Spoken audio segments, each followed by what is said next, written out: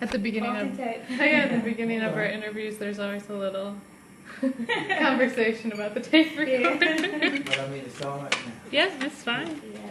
Now, whatever questions you want, or do you just want me to begin to talk, or maybe if you could ask some questions, or We've like we're coming to some themes of kind of basically what a lot of people are talking about, and we were just trying to mention what they are and see if you could expound on it. So like you probably seen, we have a lot of people mention the parks when they were growing up, and yes. a lot of people talk about the differences in how they did leisure when they were growing up with now. All right. And so, well, you know, when I was growing up, we went down to what we call Jackson Park. That's where the center is now, on Madison and 2nd Streets. See, I was raised up on 2nd between Hackley and Persia. It wasn't in the projects, but it was only about 3 blocks from the projects. And after school, we would go to the Branch YMCA. And that's where the center is now. And they had a swimming pool. They had, we played softball. During the winter, ping pong, pool. And they even had a room where we could watch television. I mean, we had a nice upbringing. And a lot of us were sports minded. We played football, wrestle, we ran track, basketball. And consequently, after practice, see, we would have practice after school, then we'd get our homework, it was time to go to bed. So we didn't really, I know we were mischievous. There's some things we got in trouble, you know, like we probably did some things we shouldn't have been doing, you know, but it wasn't any big thing like youngsters are doing today. You know, like drive-by shootings, getting drugged, getting arrested and all that stuff. It wasn't about that, but I do remember once at Wilson, after practice, some of them, they broke into the home ec, you know, where the girls was, you know, fixing food, and they were eating and got into food. Now, I do remember that. We were all together, but I don't remember doing a lot of damage. But those I was with, we were all together. And now I got some pictures of Wilson and old Garfield. Let me share those with you. yeah. And you want to make sure the needle is moving? Yeah. It was like, is that the one? See, I mentioned in the meeting when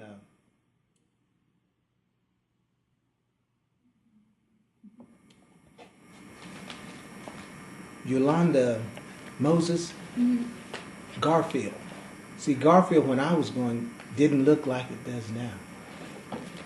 Now, I'll share something with you. And I took some pictures. Here's another thing. Since you're talking about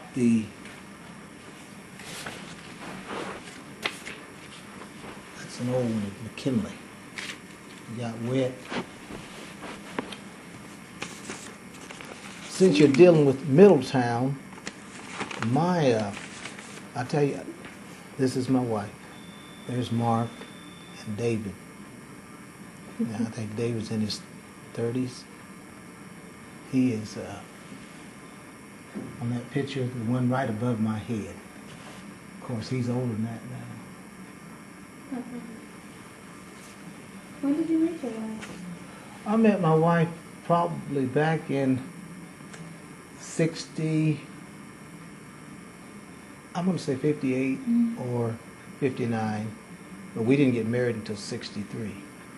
In fact, I got a picture of our wedding somewhere. Now, this is Garfield, and here's another picture of it.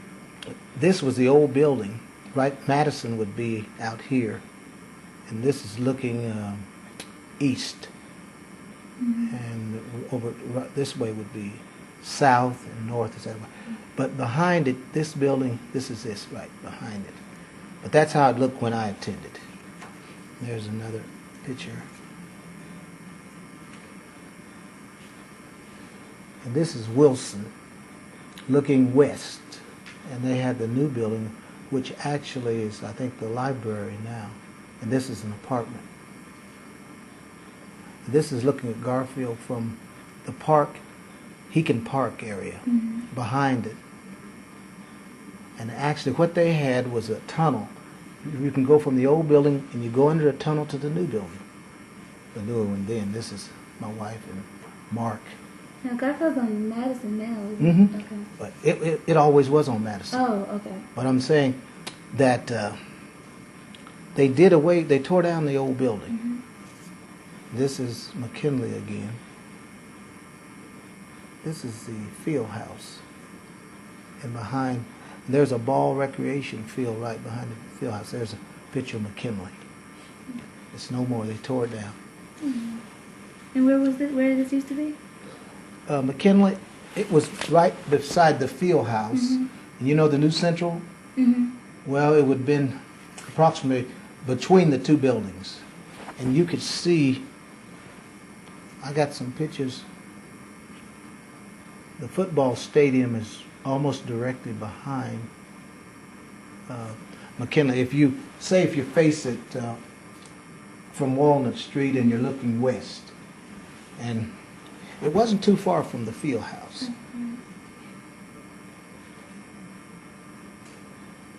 But I got some more recent pictures and you could see it. They had a Black Expo parade. But I thought I'd just share those with you. But that's how Wilson used to look. And I'll share this with you. When we would go to school, we would go down Madison. And on the west side of Madison is where the whites stayed in the projects, and the blacks were on the east side. It was segregated. That's probably in the 50s. Yeah. And so whites were in the projects then too? Oh, yes, yes. And it was like where I lived, to get to Garfield, you'd go through the white neighborhood. But now it's all blacks now, Afro-Americans. If you, let's see, I want to say Willard Street, on up to Garfield was mostly whites. But now it's all blacks, pretty much so. So that's just something I thought you might be interested in. So what were the community centers like then and around the projects at that time? At that time, oh, it was it was real nice. You've heard of Bewley, the Bewley Center? I actually knew Bewley. Bewley was stocky, like a football player. And when he'd shake your hand, I'll show you something. He would do like this. He would take, he'd shake your hand, and he would push your thumb back. You know, he's just playing, but it was, I mean, we had a lot of fun. And they would have camp, you know, Camp Crosley, Camp Redwood. I never did go to camp, though, but it was nice. And now it's sad that the young people don't have hardly any place to go. And we could stay down there till late. I got a certificate with his signature on it, too. I'll find it. Let's see. I think I set it out.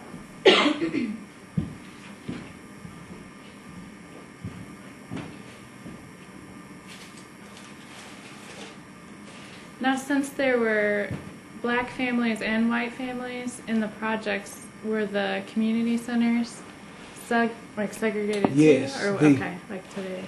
The branch Y downtown, we could go and watch them swim, play pool, but we couldn't participate. Now, we could participate in the religious training. They had a Bible study. I remember getting a certificate, Bible study, and we could watch the movies. And then we would see them, let's see, I forget what day they had them down to Y. It looked like it was Saturday morning. And Friday, or they would show the same movies at the center.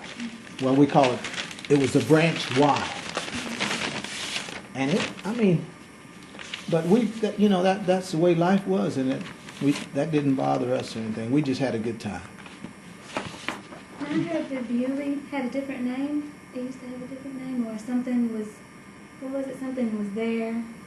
Well, it was Whiteley Community Center. Yeah. Like was on a different street, and then they tore that down. the Whiteley Community Center. Yeah. Eric Johnson talked to us about it. Let me think. I'm sure it was. Actually, where the Bewley Center is now was a Longfellow. That was the West Longfellow. See, they had two Longfellows.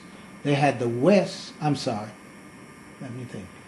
The East Longfellow is existing now. The West is an old building. They tore it down. So that's what it was. And they made a Bewley Center where that school was. That's there now. This is just a copy. The original one, I was going to get a frame for it, and it's downtown at a framing shop. I never did get it. But that's Bewley's, there it is, Bewley. And Leroy Ash, they worked together. And we had dances on Friday night after the games. And I remember, see, I played football with the Bearcats. And I was going in, this lady's taking tickets. She said she couldn't figure me playing football because I wasn't so big. But I just walked on in anyhow because I knew I played football. I wasn't going to argue with her. But it was a little funny because Jim Nettles, Juju, and Chubby Burks, and you know, we just had a good time, you know. But as far as let me say this: when we were young, there were a lot of things to do, and but I don't see that now, you know. Actually, the centers, one while the churches were taken care of, they privatized it. I guess Muncie was having such problems with their finances that they couldn't, you know, afford to keep them operating. And I think that was the Bewley Center, the center across town, you know, in Madison. And there's another one out near Chevrolet. Oh, it's Avondale or somewhere in there. But it was really, it's sort of sad. I tell you another thing we did. We went swimming. We would swim in the stone quarry. Now they said there was no bottom in the stone quarry, but you know, it had to have a bottom. But evidently it was real deep. Do you know where the wire mill is on East Jackson? Are you real familiar with Muncie? I am. I'm pretty. All right, you know, if you're going to, you go down Jackson, but you're going towards Selma. Right.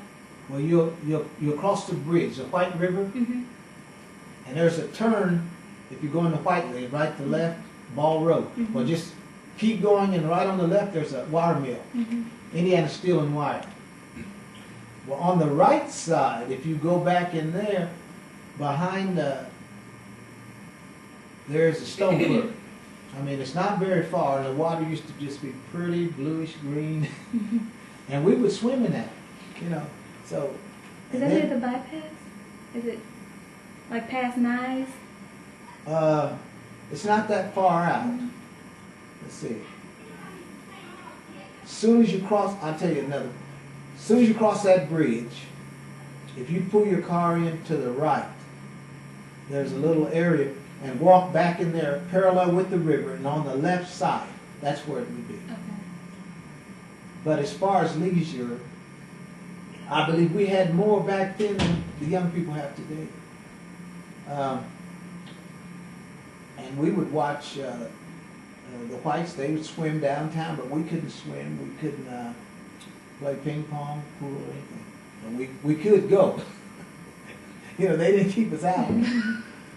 But we knew that we had our branch to go to.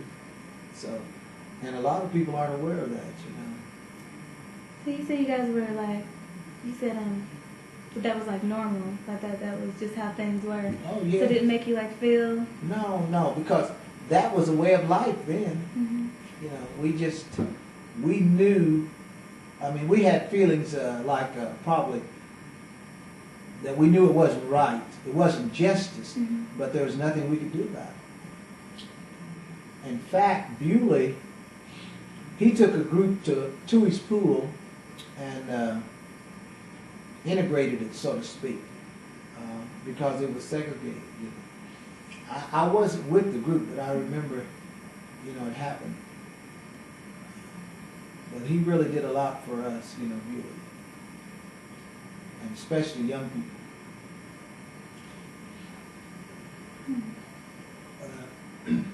But another thing, as far as leisure, we just, I guess you could say that we were actively involved in sports and recreation, this sort of thing. And we would walk from one end of Muncie. We lived across town, they called it. And we would walk to Whiteley, you know. And that's the north end. And that's where the blacks lived. We either lived in Whiteley, or on the other side of town. You know where the projects are. Right. Muncie had homes right in that area.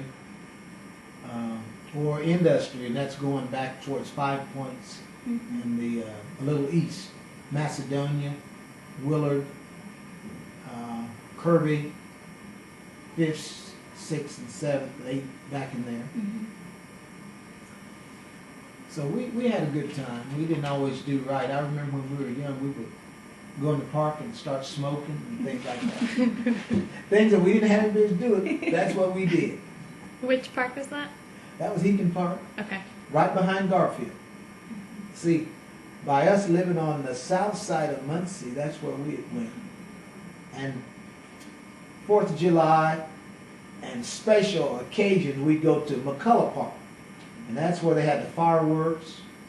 And, the crowd would be there back then. Looked like everybody, I won't say everybody in Muncie, but it just seemed that way as a child. And they had monkeys. It was like a big, it's almost like a pond, but no water in it. And you see the monkeys over in there. And they had, I think, a bear. You go up on the hill, there was a bear. And now my wife, she was raised up in Whiteley, where I was across town, so she could tell you more about that. But at Heaton Park, they had some bears, and they had real big goldfish. They looked like they was about this long. I think they had a fox one while. But anyhow, it was nice coming up because we were able to do things. And plus, our parents, they didn't keep us all secluded or in a lot of, I guess you'd call, I can't think of the word I want to use, shelter. Our parents didn't keep us sheltered, so they trusted us and we could go and come and go and come. And we just had a good time.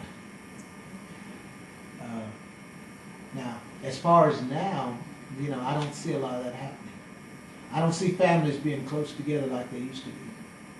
What you have now, you have a lot of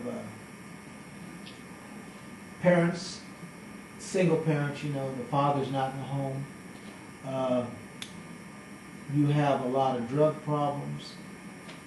You have a lot of people that get their education, they leave Muncie because they don't see any future or jobs waiting for them, so to speak. But I enjoy living in Muncie. I don't have a problem. I say God has been good to me while living in Muncie, and I think it's what we make out of the situation. I wasn't born in Muncie, though. I was born in Mississippi, but I was raised here in Muncie. And now, when we raised our children, what we did is we raised them in the church. We had Bible study, but yet we'd go on our family reunions. I'll give you an example. We took them down to Orlando, Disney World, down in Florida, and we went to Kings Island. Michael was a baby then. Michael was about 23, and he was just a baby. And so there were some things that we did as a family, but not as much as I would like to have done because I had to work. And see, we raised 8 children, 5 boys and 2 girls. Consequently, it kept me, I had to work. But I didn't mind it. I didn't mind it. Now, if anything you want, you have to keep me in the right direction. Now, I may get off. I may get off on a tangent, but you have to bring me back. Well, what about places? Like, do you remember certain places? Like, for example, we talked to the Jordans, Lonnie and Bessie Jordan. Yes, yes. And they told us about the pork chop and the chicken shack. And Yeah. Oh, yeah. When I was in school, we went to, let's see, they had on Broadway, the Hilltop Inn. This was right across from the park. The Hilltop Inn. Just a little restaurant where there was dancing going on and played the music. Also the I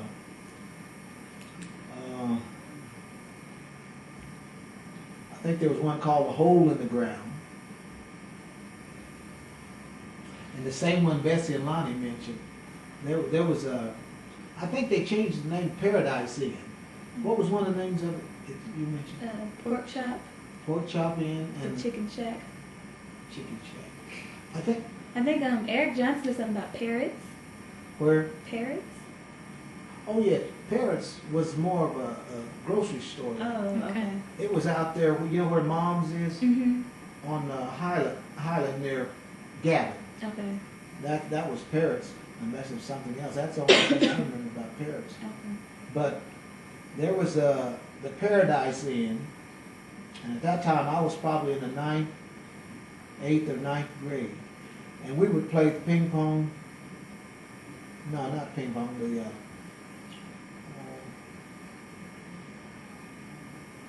the machines you put the money in and it'll tilt. Do you like pull the thing in the ball? Yes. Shoot? What is that called? Pinball? Pinball. Pinball. Okay. Yeah, we would play, I said ping pong. We played the pinball machines, and then we could dance, and it was like a restaurant too. And that was right at Lowell and I want to say Brady, or the street beside Brady, one of those streets. But now there's a house there. And so there were things that we were actively involved in, and of course sometimes there would be fights, but it wasn't real bad, you know. Just normal growing up. Mm-hmm. There also, I can remember, we would go to dances on Fridays at the Y. And they had a place they called the East End also on 2nd Street, right off of Penn. But at the time I was too young to go, but I remember like my sister and the older ones, they would go down there. And another thing, they would go to the Armory. They had dances. And I'm sure you've heard of Little Richard. Mm-hmm. Well, my brother went and heard Little Richard. He performed at the Armory. And the Armory was right across from the field house. And they tore it down. And now there's the Social Security building is right in that area. So there were things for us to do, you know. Now the thing that helped me, I got saved when I was 17. And I didn't,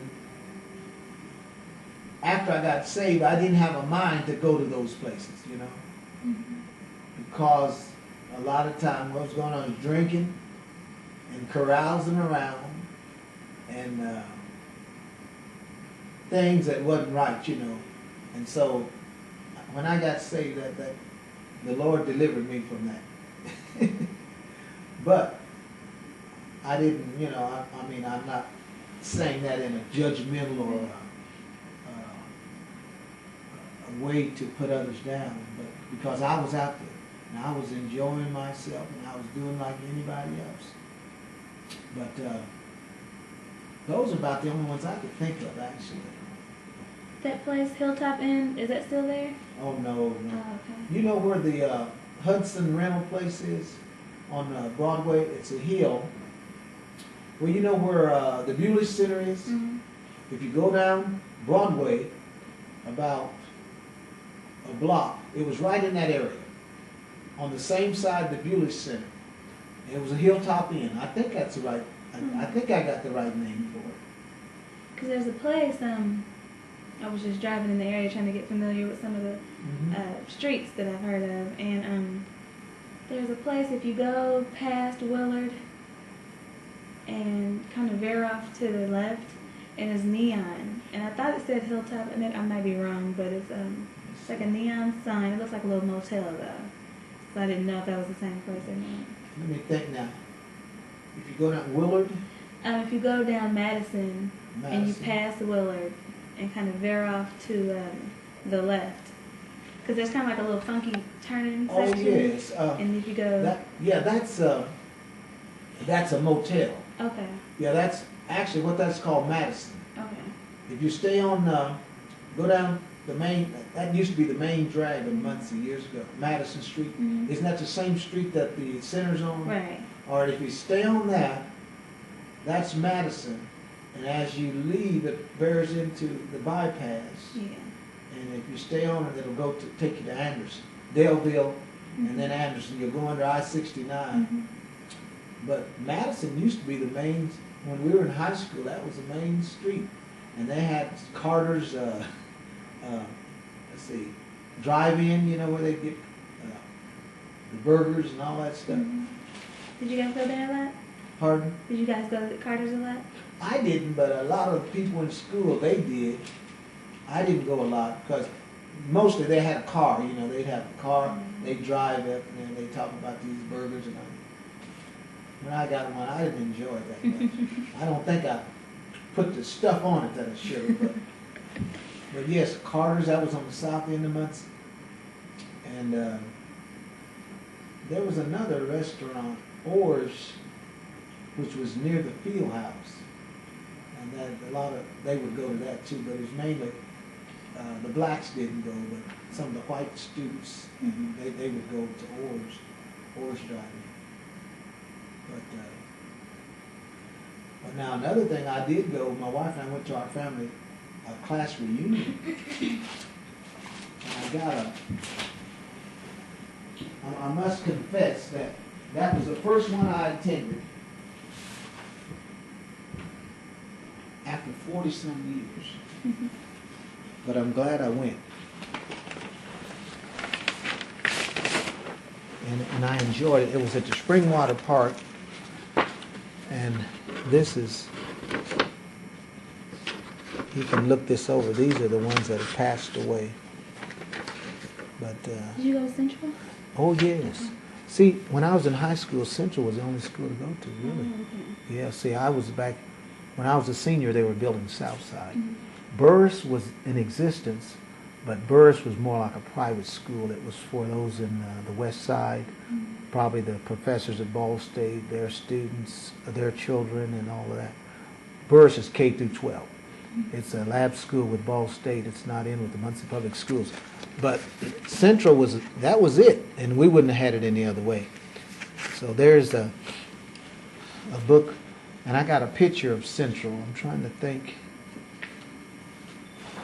I'll show you a picture of how it looked when I was.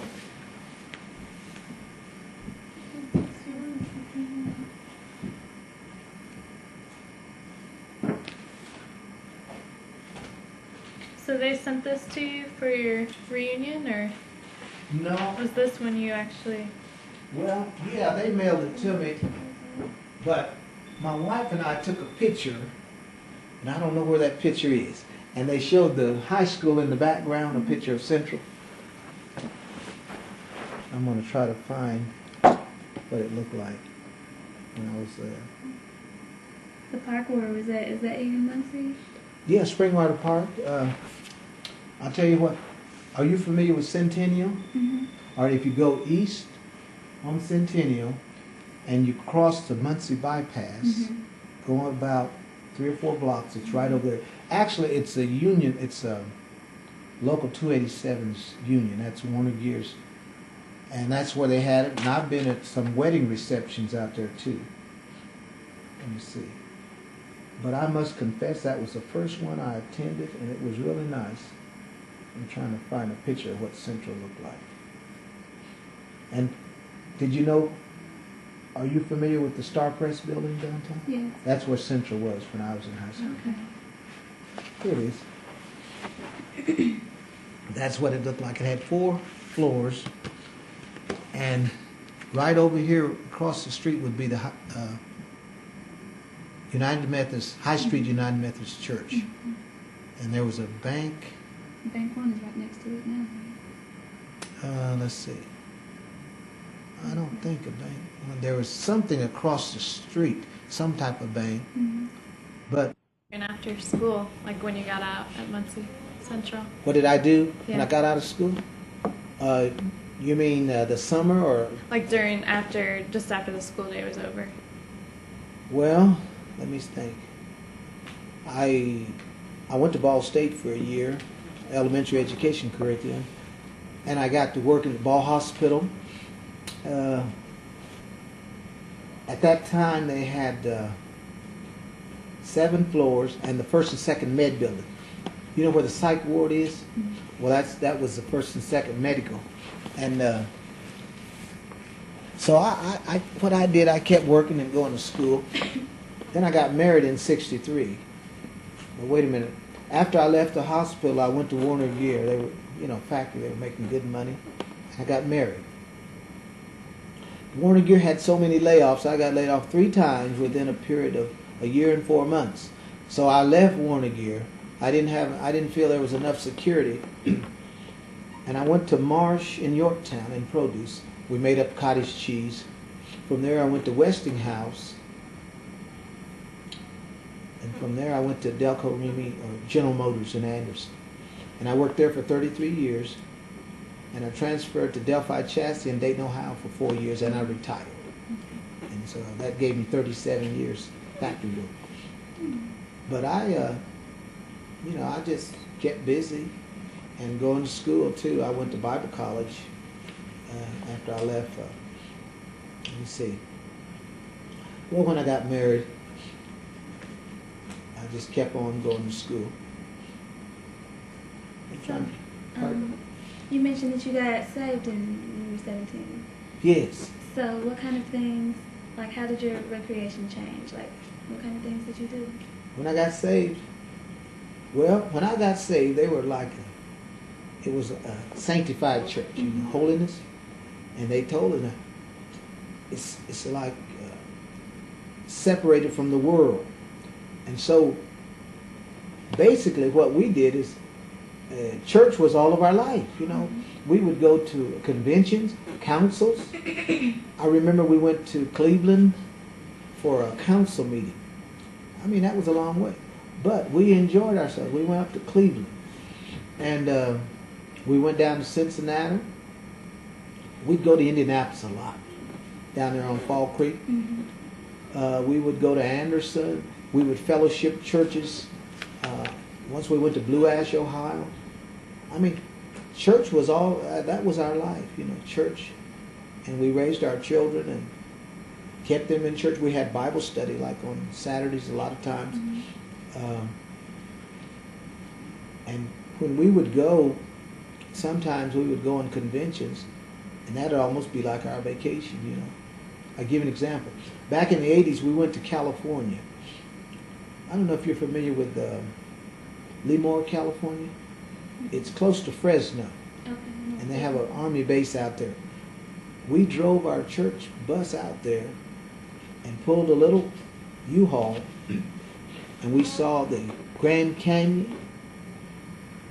And I tell you, I left something out. I have an uncle who lives in Albuquerque, New Mexico. So here's what our plans were. We had planned to go to Texas and get in a motel. Well, we got to Amarillo, Texas, in the Panhandle. Everything was full. So we had to keep driving until we got to Albuquerque, New Mexico. And we went to a Super 8 motel to get all refreshed. And I called my uncle, Uncle James, get his last name, Robinson. And my aunt was Jimmy, but she got killed. That was my dad's youngest sister. And she would write letters. I mean, I think I was closer to her than my other aunts. Well, what happened is I called my uncle, and he knew where we were. He came, and we went to his home, and he took us out to dinner. The Golden Corral. I think that was the first time I had gone to a Golden Corral. And he took us to this park. They had a tram, and you ride the tram, you know. It's like you're going skiing. Mm-hmm. And when you get on that thing and it takes off, it's almost like I want to go down. But once you're on there a while, so we had a real nice time. And here's what he did. He said, it was getting dark, and it got chilly up there too. He said, see those cars? You can see the lights, traffic on the highway. He said, that's the way you'll be going to California. And so, we went to California. We had a good time. But we were allowed to see the Grand Canyon. And I think my sister-in-law, they went to, let's see, where they have these real big trees. I want to say Sequoia, a park or something. The redwoods? Yes, huge trees. Now, I didn't go because I was in the service, but they went. So, we had a good time, you know, with the church. I wonder, is that my daughter's cell phone? I don't hear it anymore. But anyhow, it wasn't bad at all, you know. I'm thinking of another time. Wait a minute, just a minute. Okay. She may not notice. With you. When our children were younger, see, I was born in Mississippi, and we had a family reunion on my mom's side, and it was in Greenwood, Mississippi. Greenwood is only about 13 miles from Muncie. So we went down there, and usually there's, I'm trying to think now, a banquet, dancing, and maybe a picnic, this sort of thing. And we were able to go to Muncie. And let me tell you about Muncie. They had a mill, a general store, and a post office, which was a car. Not a car, but, you know, a trailer, house trailer. That was a post office. So it wasn't very much in Muncie. And there was a little country church between Greenwood and Muncie. I don't know, have you heard of Emmett Till? Emmett Till? Well, Emmett Till was a youngster from Chicago, and they said he wolf whistled at a white lady, and they killed him, and that was down in that area. Mm-hmm. This is back in the 50s. They found his body in that little thing. And I heard his mother speak. There's an Emmett Till Foundation, and I used to listen to Moody Radio, and it was the instructor was speaking on the black church, and Emmett Till's mother said actually his friends said that he said it, and he really didn't. Said he really didn't do it, but they just said he did. So I don't know which way it was. But anyhow, I know he got killed, and that was a big thing, you know, you heard about back in the 50s. Mm-hmm. I think it happened in 1955. But that's the area that I was born in, right down in Muncie, Mississippi. I'm going to try to find some more pictures now. If you, whatever questions you want, just, you know. What do you remember about the church bus trips? Oh, the one going to California? Yeah, riding on the bus. Well, I remember it was crowded, and I think we had almost too many people, but we had a good time, you know, because we were able to stop and see some sights. We stopped and ate, and we had, let's see, I drove, my sister-in-law, and my daughter's friend from Terre Haute, he drove. It was nice. It was just, we got to see a lot of things we wouldn't have seen had we flown. But after that, I'd rather drive, to be honest with you. Mm-hmm. I mean, fly, I'm sorry. I'd rather fly because it takes so much time. You're on the road, and you have to almost get rested up and ready for your trip, you know, ready for your convention or whatever you're going for. But we got to see a lot of sights. Another thing, we went through Arizona, and we saw the Indians, you know, and it was a nice experience. They were real friendly out there too. And when we got to California, let's see, they treated us nice. I mean, some of the members were in the military. They lived on the base, and we would go back and forth. But the way I like to go now is fly and get a car, rent a car. And, you know, we don't have to be on anybody. What do you remember that was different about California? California, it was hot, especially now. That was Lemoore wasn't bad, but we have gone to Bakersfield, and Bakersfield's the desert, they say. I remember in Bakersfield, you go to get in your car, and the steering wheel just about burn your hands. But that was beyond our control.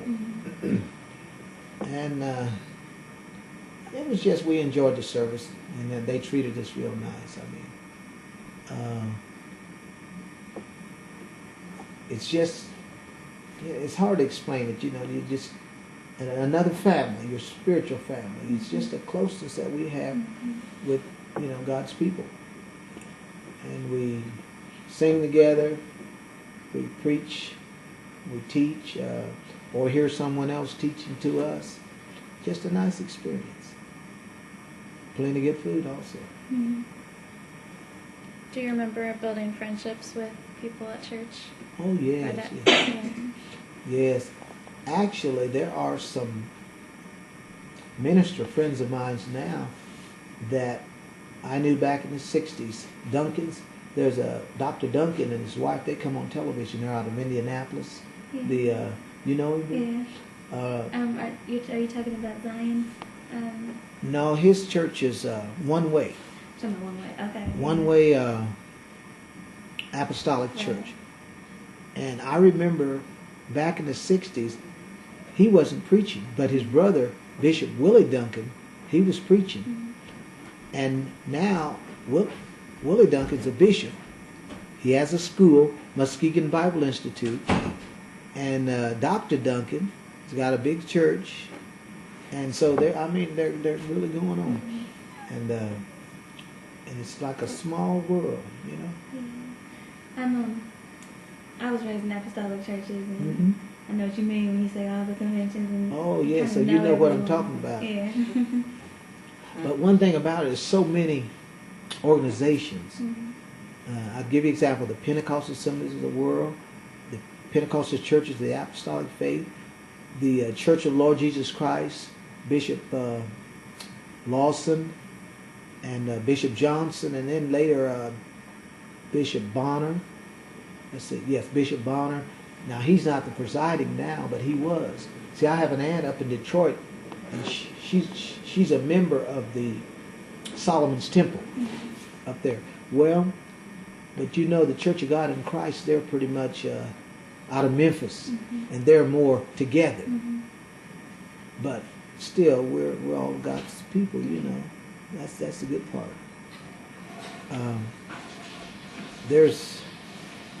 See, when I got saved, Bishop, he was a district elder, Stanley Halton from Terre Haute, Indiana. And he carried on a revival in a little storefront church. And that's when I received the baptism of the Holy Spirit. And that was June 26, 1960. I remember the date. I got baptized in about 58. And let me share this with you now. I don't know if you've heard of Bishop Mason. No, Bishop Majors, Fred Majors. He went to Dayton, Ohio, from Indianapolis. Well, he's the one who made the invitation. He said, "Come on." They just said, "Come on, come on." So I went on and got baptized, but I really wasn't ready. I think the point was the pressure. They were, you know, the invitation. Come on, come on. But I'm glad I did now, you know. And so I got baptized, and I sought the Lord for the baptism of the Holy Spirit. I didn't get it. But about a couple of years later, I did. Because the difference, I repented, see. I wanted God. I wanted to be saved. Whereas before, I was just doing it because they was, you know, telling me. But he passed away, Bishop Majors. But he had a big church in Ohio. And to think that, we just came up together, we worshiped together. Now, Dr. Duncan, he could really play that piano. And his brother could play. But now both of them are pastors. I'll leave the piano alone, let them. I don't guess they do it now because they're preaching. Are you still friends with some of them then? That you're Oh, friends yes, with? yes. Okay. In fact, Wednesday he has a Bible study at, I think it's noon. It's sometimes on Wednesday, either morning or noon. My wife and I went over. And now, here's one thing about it. He used to be a supervisor for General Motors. So he and I could relate. Now, I wasn't a supervisor, but I worked for several years. Mm-hmm. And I was talking about retiring at the time. And here's what he told me. He said, why don't you just get you a time, decide you're going to retire and retire. And so that was a little encouraging to me because, usually people are in a different circumstance or situation when they retire. But I was getting where I was about ready to go. And so I ended up retiring too. But God has met my needs, I was telling somebody I almost had the same bills I had when I was working. Mm-hmm. But he supplies our needs. Oh yes, I still know. Let me ask you, have you ever heard of Bishop Madden down in Indianapolis? Bishop Nathaniel Madden? What's the school? Not the school. What's the church called? Emmanuel Temple. I know that, yeah. Well, Bishop Madden was the assistant at Christ Temple under Bishop Lee. Christ Temple in Foxy? Mm-hmm. Okay. But he left and started a church on Michigan Road. Now, Bishop Smith is there now. But we were, if I could find a wedding picture, Bishop Madden, he married us. And he married my wife and I. So, see, I've known him for years. But, and another thing, what we did, we went to Chicago, and we went to the Fields Museum. Mm-hmm. Have you ever heard of Bethlehem Healing Temple up in Chicago? Mm-hmm. Maddie B. Poole? She would, people would go up there and get healed. She had a healing ministry. Let me find some. I got some old pictures, I tell you, and they got wet and something happened to them, but they were real nice pictures of her church. Now, she passed away. She's gone on to be with the Lord. This is when my wife and I got married. And that's Bishop Madden. He was Elder Madden then. Mm-hmm. This is the church. You can see the inside of the church. That was the church that we attended. Sister Hunt was the pastor now. She came from Indianapolis to help Brother and Sister Sanders. You remember hearing Bishop Oscar Sanders, sin-killing Sanders? And that's up in Chicago. If you look real close, you can see my mother-in-law, my wife, and a sister-in-law. And I believe our Tony's in there, and Mark was a baby. I wish I knew the ages of my children like my wife did. But I forget. I can't keep up with all that. But we went to Chicago, and I shared this. My mother-in-law in the city, she'd take off. When we got on the highway, she was just poking around. I had to slow down and wait on her. I tell you. Well, I want to go, and I was young back then too. I was probably in my 20s, I guess. Said I married when I was 21. Mm-hmm. But so I say that to say, it's been when you get in the church, you know what I mean, the apostolic or Pentecostal church. Mm-hmm. It's meeting, it's going to here and there, and hearing a revival, convention, or a council, or whatever. And so, but it's been rewarding. Yeah, a couple of years ago, my parents went to the, my dad pastors now. Yes. But, he went to the Oral Roberts, Azusa in Oklahoma. Is it Oklahoma or? It's in Tulsa. Yes, Bishop Carlton Pearson. Yeah, Yes, exactly. the Azusa. He has the Azusa convention, or no, it's another name. I know what you're talking about. I've seen it advertised on television. Are you familiar with Pastor Carter? He's been out there. Larry Carter at Faith Center. Oh, you're not. You probably know Dr. Maria and Mary Dollison. There are a couple of pictures. I guess she's some type of professor at Ball State or something. You know, isn't she the director at Mom's? Yes. Okay. She's my cousin. She married Cornelius Dollison. And Cornelius Dollison's mother was my dad's sister. But she lost the Abram name because she married Cornelius Dollison Sr., Uncle Buddy, is what we call him. It's a small world. But I have a picture of my daughter somewhere, and she's with Mary Dollison and Cornelius. But now look at here. Now I just pull these out, and here's my wife and I and Mary Dollison. I think that was at a family reunion. But it's like either family or the church. You know, that's what it's all about. You know, family or church. And what else do we have if we don't have family? And if we don't have church or the Lord, then, you know, is life really worth living, you know? So, now your dad pastors? Yes, he started our church about probably when I came to school, so that was 99, 2000. All right. And it's called Total Praise and Worship Center. Yes. And we come from Greater New Hope Apostolic Church. It's in the Hallville area. It's right probably about 4 blocks from Christ Temple. Oh, all right. Now you probably know Elder Williams and Elder Harris, Bishop Harris. I know Elder Harris. Yes. Well, we were raised up together. Elder Harris used to go to Emmanuel Temple for a while. He's married to Regina Harris, right? Is Elder Harris about 60-something, 70? Yes, he's probably a little older than I am, or about close to my age. Is he pastor at Prince of Peace? Prince of Peace Church? No, it was Victory Tabernacle. Victory Tabernacle. Well, he and Elder Williams worked together. Elder Williams got into it's some house he has where he's like a director. He helps people and goes out and ministers. I've seen him on television before. In fact, he gave me a card. I was interested. Elder Harris's son has a work down in the southern part of the state, New Albany, down in there. And I was trying to get in touch with him. And he's got a book out. And so, but I never did. I called him, but he never did return the call, so I don't know what happened. But his name is Elder William Harris. That's his first name.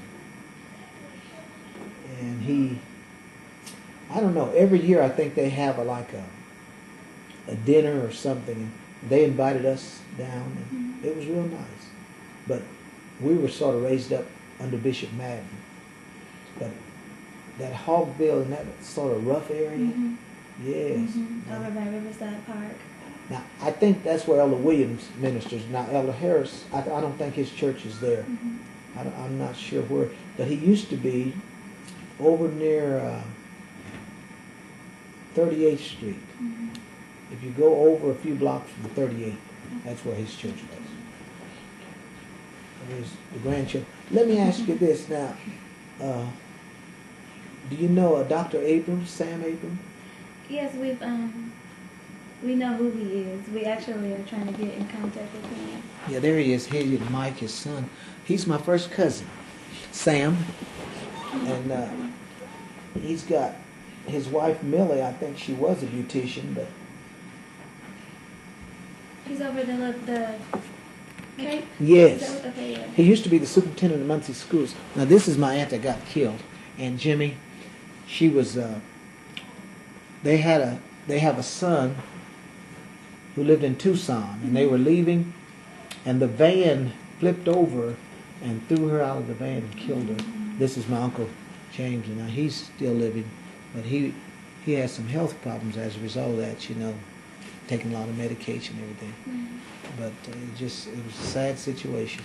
And we went to her service out there in Albuquerque.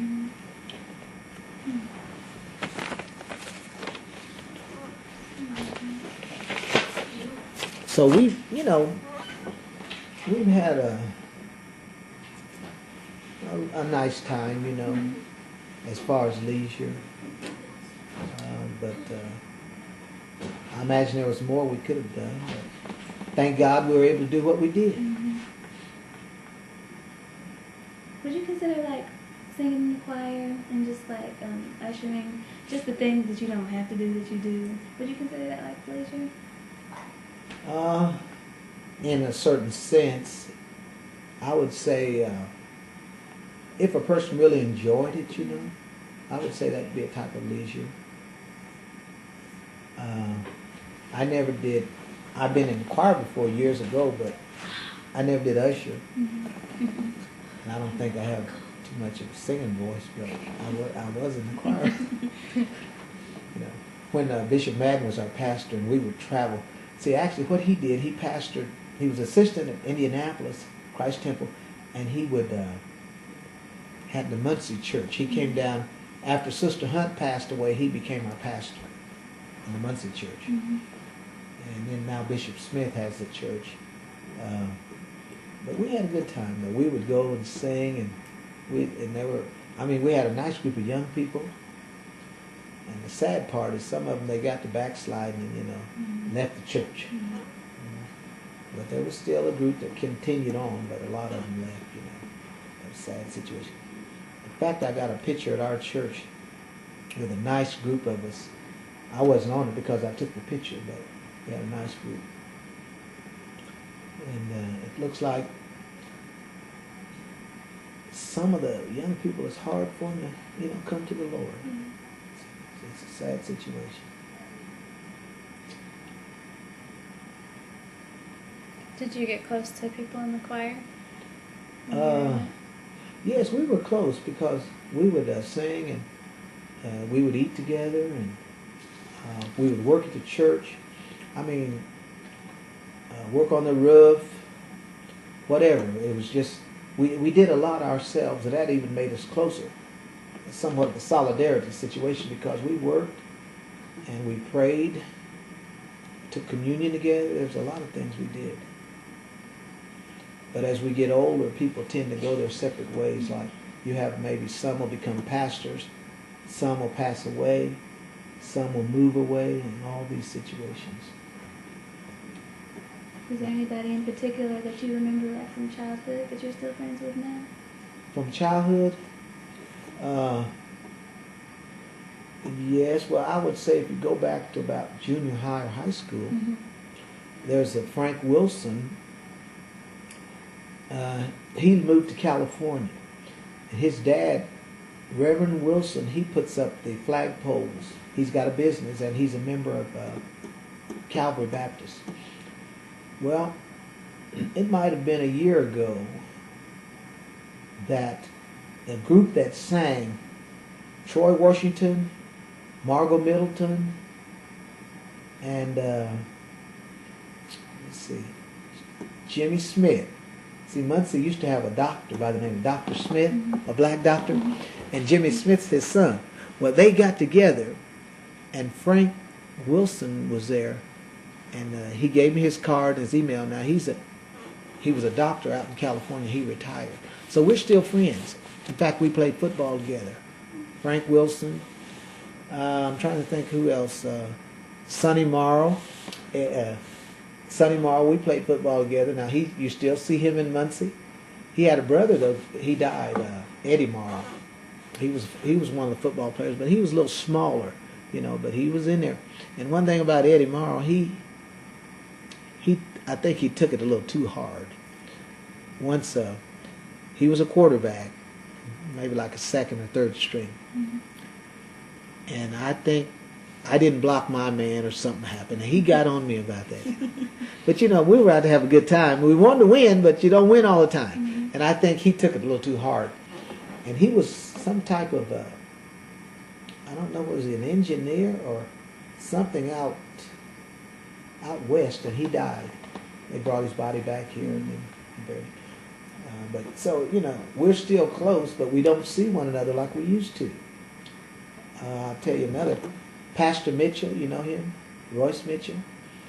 Deliverance Temple. Is that here? Mm-hmm.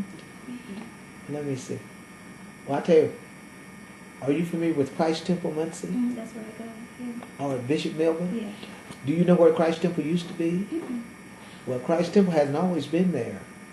Christ Temple was on Pershing Drive. In fact, where I lived, it was right around the corner. And it was 903 South Pershing Drive, right off of 2nd. And Bishop Sanders was a pastor. They called him Sin-Killing Sanders. They did. That's what they knew. He was a good preacher and good chart teacher. He taught Daniel and Revelations. He and Sister Hunt, I got a lot of that teaching. But Sister Hunt was saved before him a few months. They both got saved under Bishop G.T. Hayward. And they called them senators. Why? Because they got saved at 11th and Senate in Indianapolis. That's where Christ Temple. In fact, I got some pictures of Christ Temple, the 7 buildings, and I might share it with you. But let me say this though. When Bishop Milburn came, he was led to move into the bigger building. And the building he has used to be the First Nazarene Church. And so what he did, he bought their building, and they moved way out near Myers. You know that church right near Myers? Yeah, that's what they did. They sold their building and built a brand new building. So So that's a black church? First Nazarene? no. Oh, okay. It was a white church. Okay, that was there. Yeah. Okay. When it was on Columbus, where Christ Temple is now, it was a white church. Well, they moved, and Bishop Milburn bought the building. But the Christ Temple used to be, and he sold it to Pastor Mitchell, and now it's Deliverance Temple. Bishop Clark used to pastor, and Pastor Mitchell was his assistant. Well, Bishop Clark went to Fort Wayne, and he turned the church here in Muncie over to Pastor Mitchell, Royce Mitchell. And the reason I mentioned Pastor Mitchell was he and I came up sort of together, you know. He was a year or two behind me. And I remember seeing an old track picture. And he looked like a little boy back there. He was so small. Now he's pretty good size. But seriously, he was, I wish I could find that picture. And what they did, when I retired, my daughters, they got a lot of pictures. Me doing weddings and back in high school, and they're at the church. And so consequently, I can't show them to you. But that's where Christ Temple used to be. And I got an article. If I could find it, I'll give it to you. I'll let you see it about Bishop Sanders. And a lot of work started back in the Depression. Have you heard of Amy McPherson? She started the Four Square Gospel Church. And I mean, it was back in the 30s, like, and she built this big temple out in California during the Depression. I won't go into that. It takes too long. But yes, I still have friends that I attend school with. I don't see them like I used to, and a lot of them have passed away too. And that's the thing that makes me so grateful to God that He's allowed me to stay here, even though so many that I attended school with have passed away. I'm trying to think of somebody I could think of that you might have heard of. Have you heard of Ron Bonham? He was an All-American basketball player. And, of course, Central was undefeated. And they got beat in the last game by East Chicago. Bonham fouled out, and it just looked like they just, but I'd say Central had the better team, but they just didn't play their best game that last game.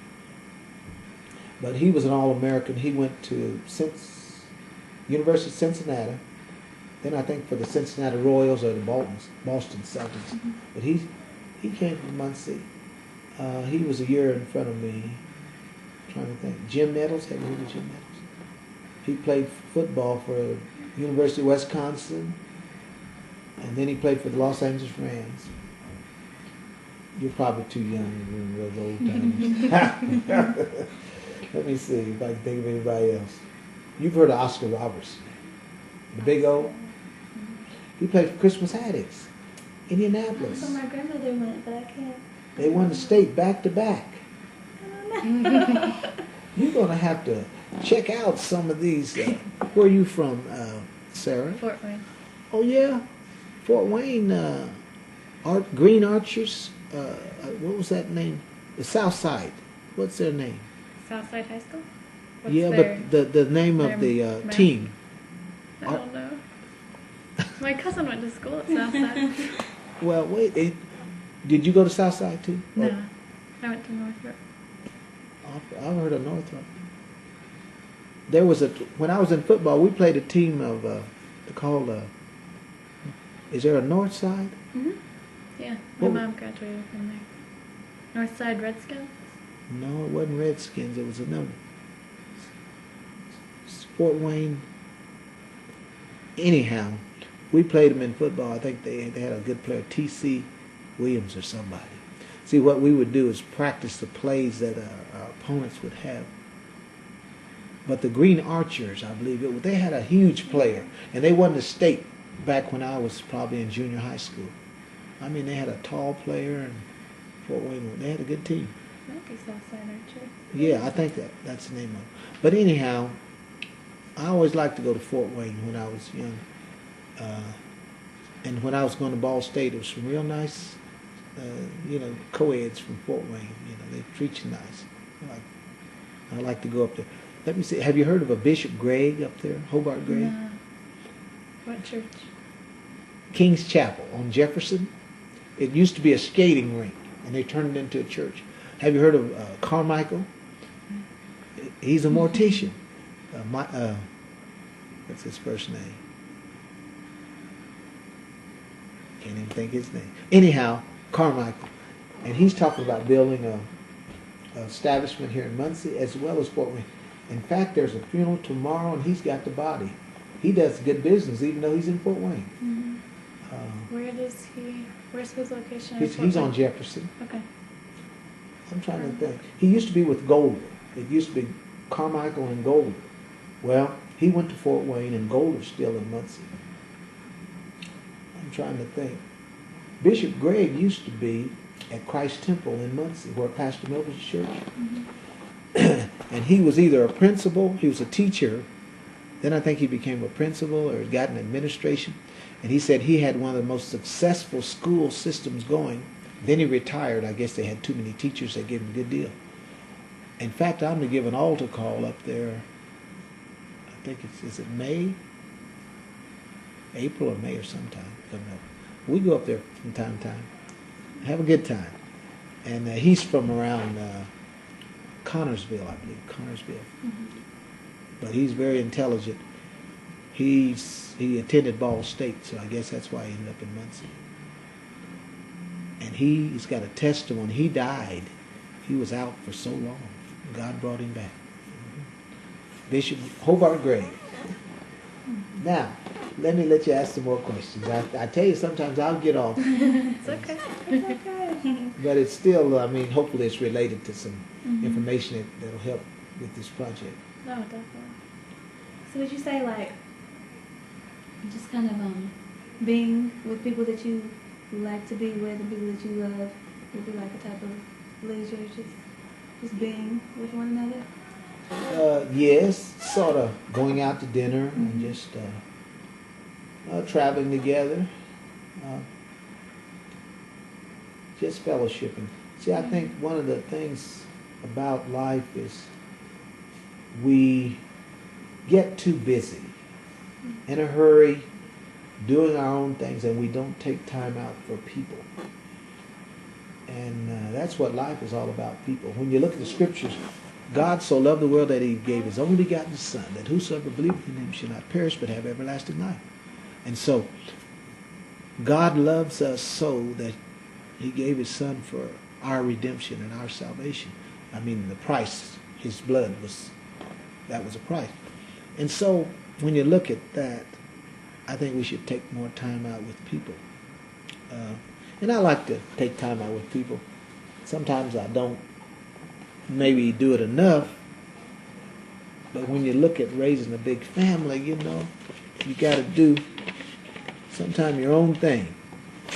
I don't mean your personal, but I mean you have to make a living, you know. You have to take care of your family. And I think my thing was working a lot. I'm going to try to find something here. See, these are our children now, when they were young. Now Michael's not on there because he wasn't born yet. That's a good picture. Here's Michael. That's our baby. Okay. He moved out. This is a window the little boy came through here. That's when he was a baby. Here's Tony. He's our oldest son. Now Tony's in Hawaii. He used to be in the military, and he was in Fort Knox. Fort Knox is in Tuna. Mm-hmm. Yes. Okay. Fort Knox. That's where they said the goal was. Fort Knox, Tennessee. Yeah. And Ratcliffe is another. That's the base. He lived in Ratcliffe. No, Kentucky. I said Tennessee. Fort Knox, Kentucky. Fort Knox, Kentucky. Yeah, Okay. Kentucky. This is Joe, one of my brothers, and Stevie's the baby. And I probably better get those to him. There's one there, yeah, on the floor. Let me see. This is So Wendell. these are your brothers? Mm-hmm. I got let's see. There were 7 of us. 5 of us brothers and 2 sisters. Now Jay, the oldest brother, he passed away, and but the rest of us are yet living. Willie, Joe, and Steve, Iris and Lily. Iris lives in Dayton, and Lily, she's here in the city. And Willie's down in Alabama. He transferred from, used to be Chevrolet, New Venture Gear, and he's living in Alabama. I guess he likes it down there.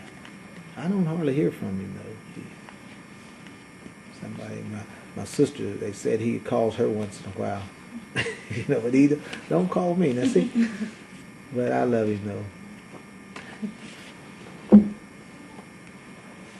There's an article I saw of Jay. If I remember, I'll go let you see when he passed away. And you know, he was only 54, I believe, when he passed. And I'm 60 now. Now my dad passed away also. So my brother and my dad, but my mom is still living. She's about 82 years old. Does she live here? Yes. You know where Kmart is out on McGalliard? Yeah. Well, if you go east past Kmart and cross the little bridge and turn right, Cambridge Apartments. Mm-hmm. That's where she lives. Cambridge Square or something like that. Yeah, that's where she lives. It's real nice. It's got real good security. Mm-hmm. When you go there, you have to push the button and identify yourself, and then they'll let you in. So I like that. Think she would like to talk to us? Or no? I don't think she'd mind. Sometimes she's a little forgetful, though. She sort of, you know, like the last time I was there with her, and she said, "Have you retired?" And I said, "Yes," and maybe a little while she'll ask the same thing. Yeah. But she did share this with me. This is a little funny on a lighter note. My parents were sharecroppers in Mississippi. They picked cotton. Mm-hmm. And she said Mr. Chatham was the one they worked for. And she said my brothers and sisters, when they saw him, they ran. They were like scared of him. But she said a lot of the people in the South treated the blacks better than they did in the North, you know. And she said he didn't, you know, he was a real good man. Now, Bishop Smith, this is what I've heard him say. He said they would work and pick cotton, and they would have to go to the commissary or the store to get their shoes and clothes. And he says that they would say, "You just broke even."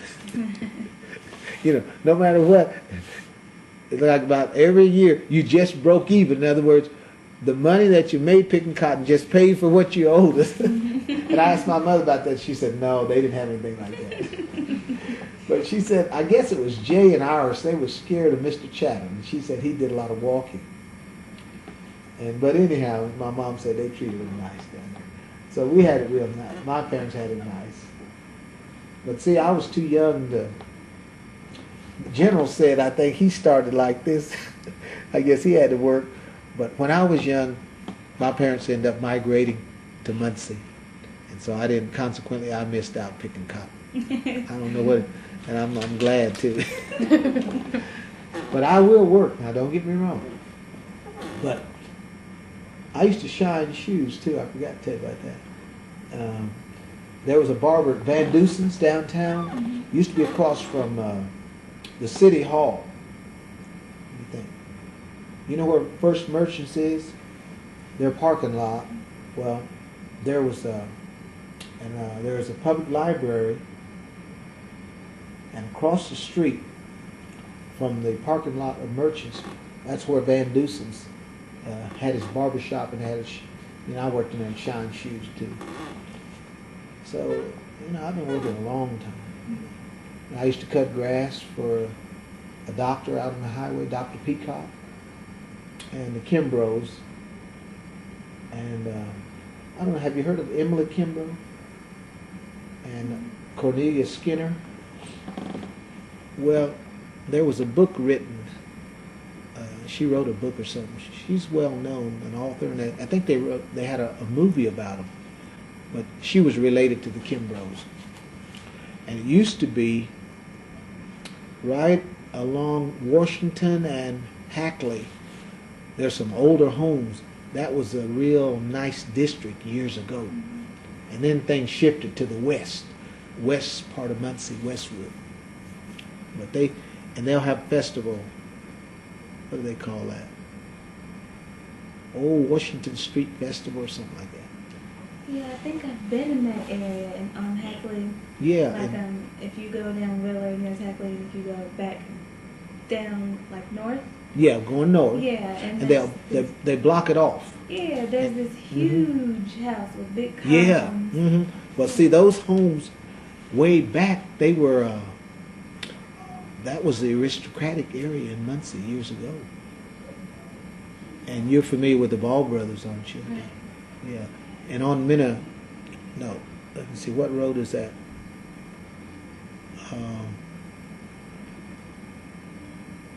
I can't think it's right parallel with the river. No, right river. That's another name, but anyhow, they had what? Kilgore? No, not Minnetrista Parkway. Yeah, well, Where the mansions it's are. yeah, Minnetrista Parkway now, but it used to have another name. In fact, Pastor Milburn used to live on this same street. As many times I go by, you know where the horse is. Oh yeah. Well, used to be, if you're going towards Minnetrista, there was the road would go around the river, and they closed that off. I want to say Rochester, but that's not it. But anyhow, those Ball mansions, they had one for each brother. One of them caught a fire, and they just have the pillars left. But yeah, they had the money. And see, Muncie, Ball brothers, Ball State, used to be Ball State Teachers College, Ball Recreational Field. Let's see, look like it's something else. Ball Memorial Hospital. So they had things pretty well intact, the Ball brothers. But thank God that somebody came with some money, or they made money while they were here.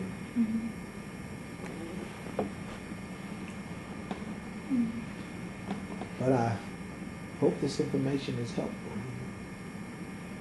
for our project. This is our project. I'm trying to think. Leisure. Do you remember having church picnics when you were Oh growing up? yes. We when I was a little boy, Christ Temple had church picnic, and we went to McCullough Park. See, we were on the south side, but we went north, and we had good times. And then sometimes we would go to Newcastle Memorial Park. See, Newcastle has a pretty nice sized park too. And since I've been pastoring, that's where we would go, to Newcastle sometime, and to the Muncie Reservoir. The reservoir, Newcastle Park. We don't hardly go to the, well, we did go, we had something about a year ago in McCullough Park, just a few of us got together. But we used to go to the reservoir, and years ago when Bishop Sanders was living, we went to McCullough Park. And it was a big thing. We had a good time. And it's so much that our young people are missing out on. Mm-hmm. And you know what I think? Television, these video games, and I don't have anything against computers, but I think even sometimes too much time on computers. Because my grandson now, he'll have a little game, just making noise, just playing that game, But I don't know if I'd let him do that if he was mine.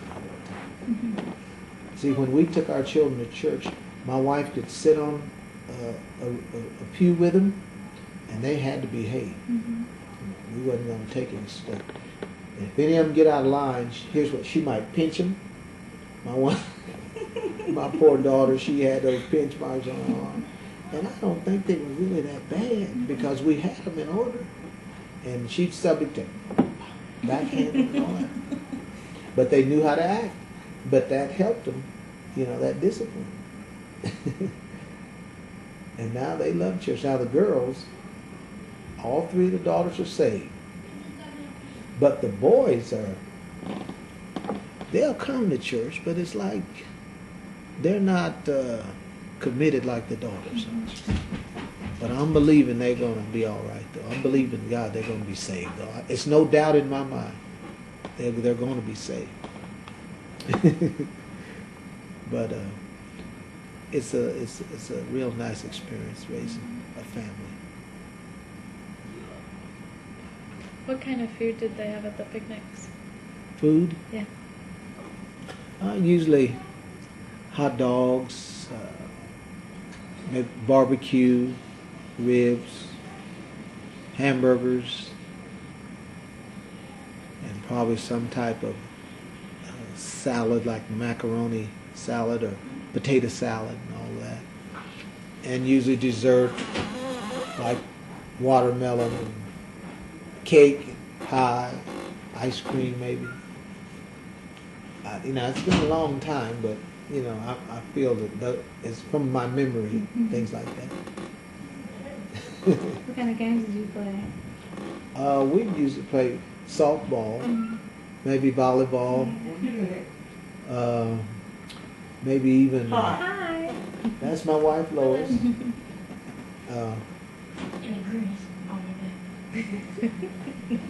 When are you helping? No. You're not getting in the way, are you? All right.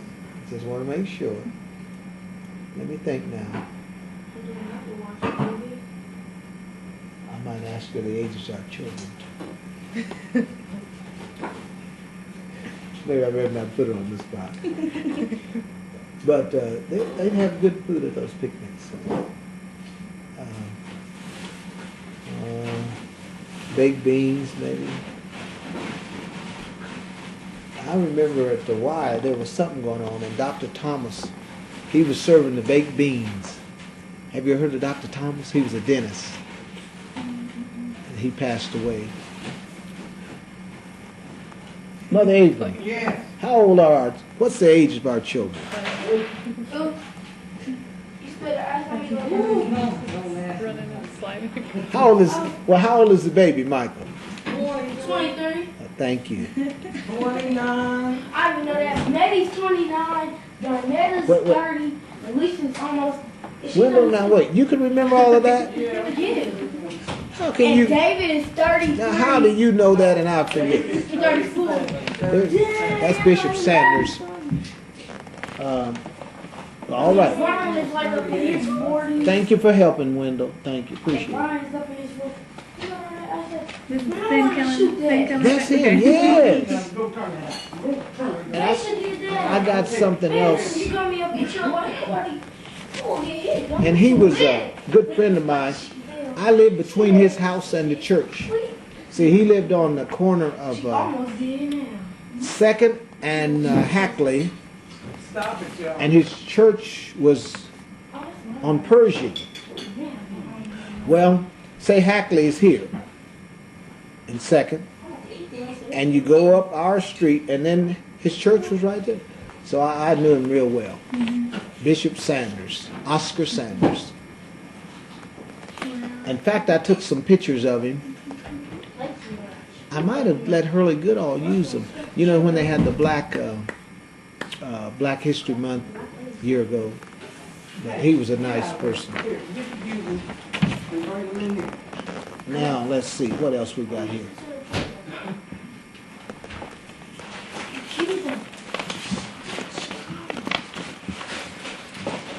But coming up, we had a nice time. You know, we'd go to dances, and we play ping pong, pool, Hawaii, Give me some. go swimming, Oh, she knows that. picnics, things like that. That's what my dad. But as far as our family, I don't remember doing a lot. You know, hey, not so loud. You know, with our family, you know, we'd go to church together, and our roots go back to Baptist. My parents were Mount Zion Baptist, Elder Simpson. But when I was a boy, Reverend Love was the pastor, and we went to Mount Zion Baptist. And my mother was determined. She was making sure I was going to go to church. And I don't know what happened, but a lot of the youngsters I ran around with, they went to Christ Temple because their relatives were there. And I ended up going to Christ Temple, you know. And then when we moved to the north end of town, to Whiteley, Sister Truitt and her husband would bring us across town to church. They'd take us rather. And I don't know what happened, whether they stopped taking us or we stopped going. But my mother was still determined I was going to go to church. And so I said, the Lord led me to that little storefront church. That's where I got saved. I didn't go to Antioch. I had purpose going to Antioch. But I ended up going to Emmanuel Pentecostal Church. And I'm glad I did. They were small, and, you know, they really loved the Lord and the work of God. And so I'm just glad I was able to touch bases with them. Brother and Sister Hunt. But one thing about it, they came from Indianapolis to help Bishop Sanders out. And she was there so long, and then she started work in the north end of Muncie.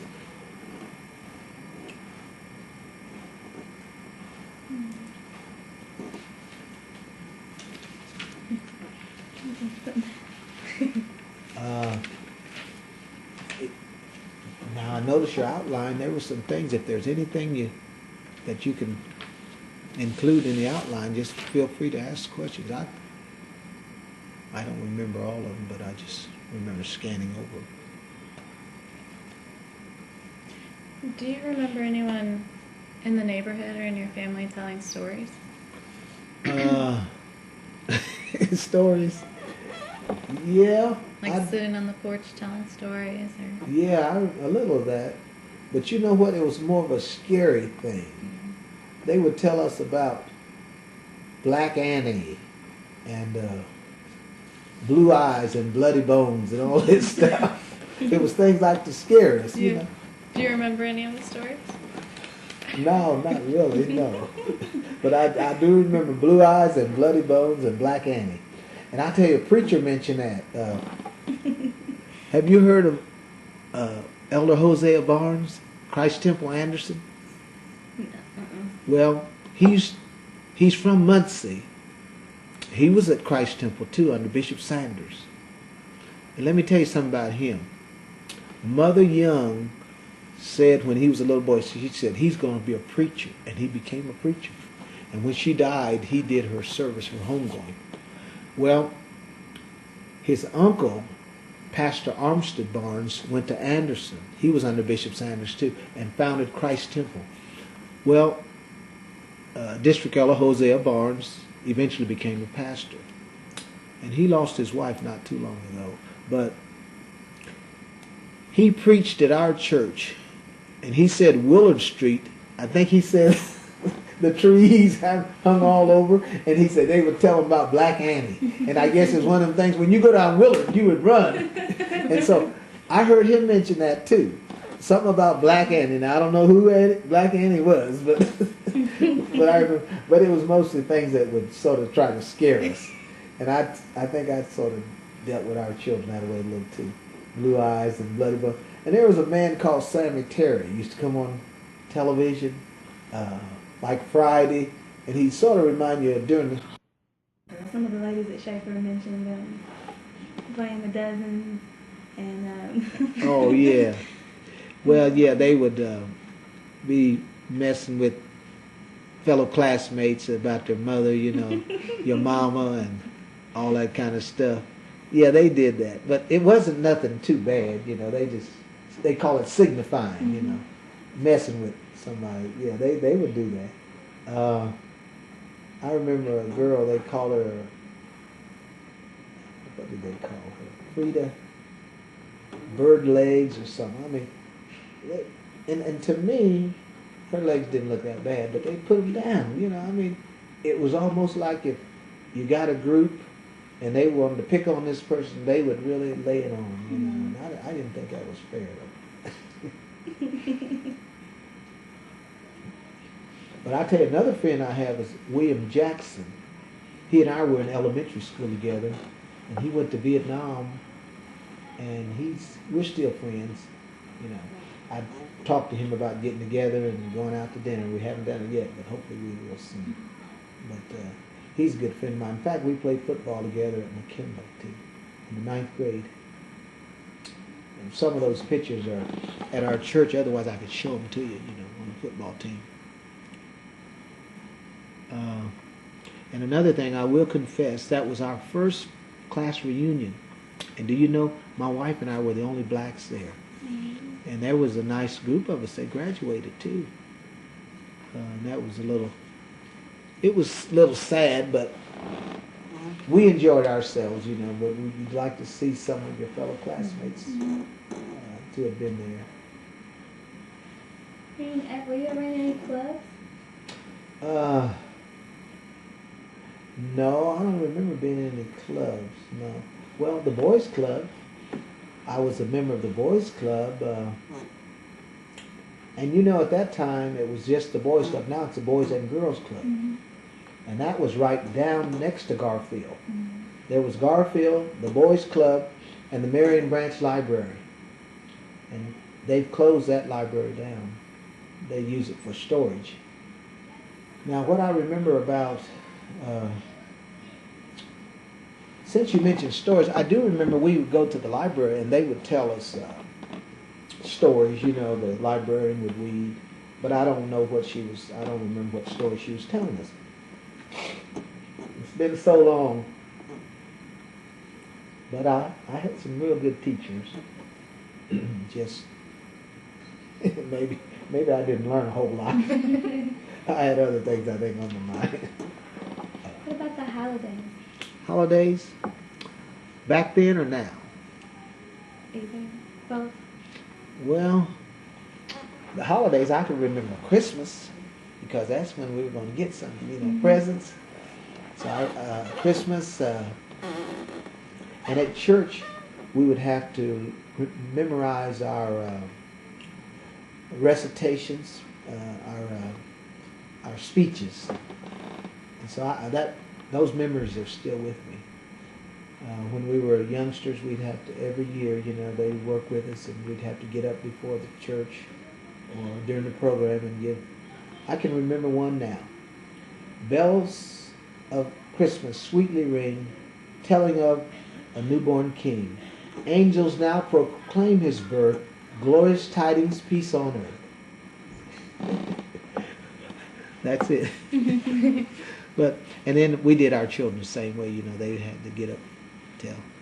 But as far as now, it's a little different because we don't have many children at our church. And basically they'll just have them to read some scriptures about the birth of Christ or something like this. Or maybe 2 or 3 of them, you know. But years ago it was like there were more young people involved. I think the larger churches, they still have it, but some of the smaller churches, I know myself, we just don't have the young people that we used to have. And sometimes there was some there, and they didn't have the enthusiasm or a mind to want to participate. You know, some of them. And you know, it's almost like you got a different generation.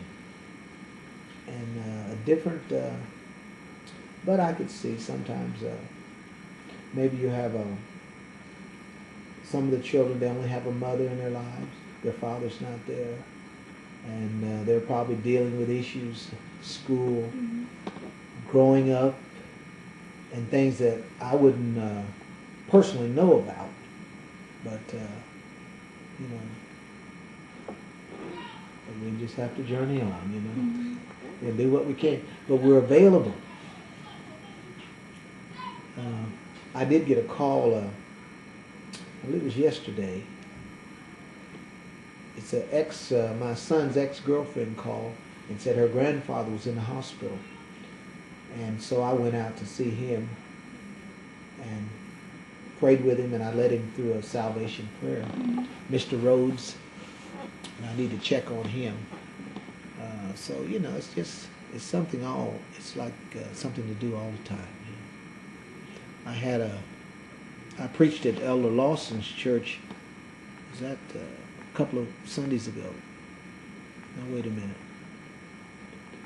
No, we missed Sundays. Yeah, it's been about 2 Sundays ago because we didn't have any services, you know, with the snow and everything. We had a real nice service. Have you talked with him? Ella Lawson or anybody from his church? Terrestrial Temple, Church of God in Christ. Oh, yes, one of my sorority sisters, Erica belongs. Yes, Everyone, yes. they're Mm-hmm. from that church, so. Yes. And matter of fact, I was going to see if we could talk to her since she's trying to get different ages and stuff. Right. She's my age, I think. Yeah, he's been around a while too, and fine person. And Pastor Lawson, you know, he makes you feel important, you know. He's just so nice. And I'll tell you, he did Dr. Walker's service. They had it at Christ Temple. I tell you, I had an aunt, my Aunt Lily Nelson. She passed away, and her service was at Christ Temple. She was a member of Christ. Did you know Deacon Nelson, Jesse Nelson? He's dark complected with white hair. Is he still there? Mm-hmm. He's my uncle. He was married to my dad's sister. Let me think. Jesse Nelson. You've probably seen him. I know I've probably seen him. Yeah. I don't really know many people there by name except for Pastor Milton and his wife and some of the people in the choir. Do you know Frankie Scott, Elder Scott? He sings a lot, and he may be back in the back video and doing something. No, I know their minister of music. That's Elder Keith O'Neill. Yeah. Yeah, he's good. I did Mother Darrell's service. Our church mother passed away, and we had it at Christ Temple. Well, he provided the music. He did a good job too. There was trying to think. Who did I mention? Brother Scott. You should know him because he's one of the elders, and he dresses real nice. His wife is a slender. He's a little more heavier. And Uncle Odell Scott, Aunt Ella. Anyhow, he's my first cousin, Frankie. He's got some daughters. He's got a daughter who works at the bank, Mutual Bank too. But you probably seen him and just didn't know his name.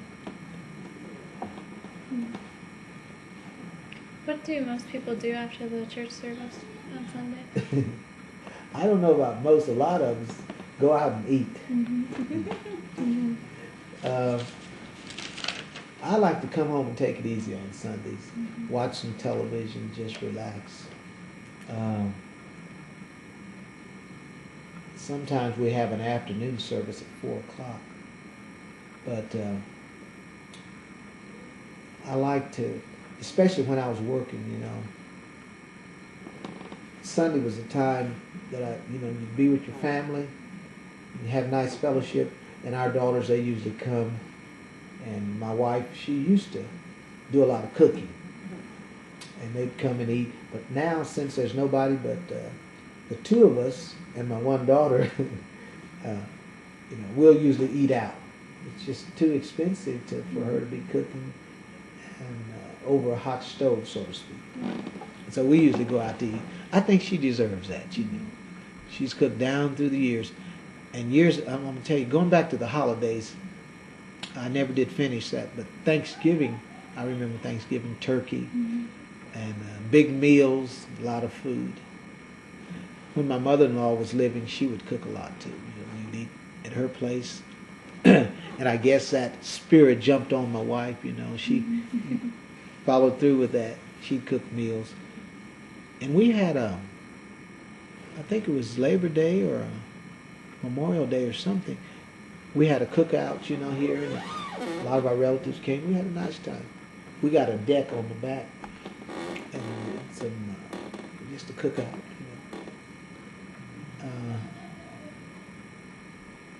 I tell you, since I've gotten older, I don't have to go hear all the fireworks. I used to stay home, but my grandchildren, maybe my wife, they'll go. But I'm not, I don't mind seeing them, but just all that boom, boom, boom. I'm not that enthused about it. And I guess I don't have anything against them, but I'm just not that enthused. And I worked in a factory, too, where there was noise, And when I come home, I want some peace and quiet, even though we could wear ear protection, I just didn't want to hear all that noise. And it's all right because it was necessary, the machinery and everything to get the job done. But for me to go and hear all of the fireworks and all that stuff, no. But I'm glad for, the birthday of the country, the freedom and all this. Are you both familiar with Vivian Conley? Yes. I attended school with her children, Juanita Conley. She was a cheerleader at Wilson, and she was a nurse, either a nurse or I think she was an X-ray technician, and she got killed on a motorcycle. And Brian Conley, he changed his name to Amir Shabazz, I believe. I know him. Now, I have a tape. Have you ever heard her speak? Vivian? Mm-hmm. I can give you a tape that you can take with you. My wife went to an Aglow meeting, and she was a speaker. I think it was out to Ball State. And so I decided to get some tapes made up. And I'm to give one to her son, but he never did get with me. Now, his name was Brian Conley, but he changed it to Shabazz. Lynetta, what do you like? Hi. This is my baby daughter. How are you all? I'm good. Now wait. Have you met our guest? Come back. This is Sarah and Sarah, Leah. it's nice to meet you. Leah, and this is Lynetta. Wait now, don't get on the picture. And this is Wendell and Daisha. Yep. What's your name? What's your Mia. son? Mia. These are Ball State students now. Are you juniors, seniors, or? I'm a senior. I still have one more year, but she's Oh, graduating. Oh, you're a senior, and you got another year to go. I'm fourth year, so I got one more year to All go. right. Well, you're a nice way along the way. You're about there. Yeah, Lynetta, she graduated from Ball State. And Brian graduated East Central. Now, And David graduated where were we? I forgot what we were talking about now. The Conways. Yes. All right, now, Sister Johnson, the oldest daughter, she married a Richard Johnson, and I know her. In fact, I got some pictures somewhere, and she's on those pictures. There was a meeting at Conley Library, and this lady was talking about Madam C. Walker. Down in Indianapolis, there's a Madam C. Walker Theater, and she was the first female millionaire with the hair products. Not black or white, but the first female, that's what they say, millionaire, Madam C. Walker. And this lady was telling about this. Wendell, do me a favor. I want to talk about Black History Month. There's some pictures right on the Bible. Do you mean right here? Yes, and there's over here behind you too. Right there? Yeah, give me those pictures. But they lived in the apartments on 2nd Street. I want to talk about Black History Month. I tell you what, would you go? We got business. These students have a project, and they don't have any time to be wasting with foolishness. But anyhow, I know the family real well. Mrs. Conley, Poochie. Now that's one of the brothers. We call him Bo or Poochie. And Brian, he changed his name to Shabazz.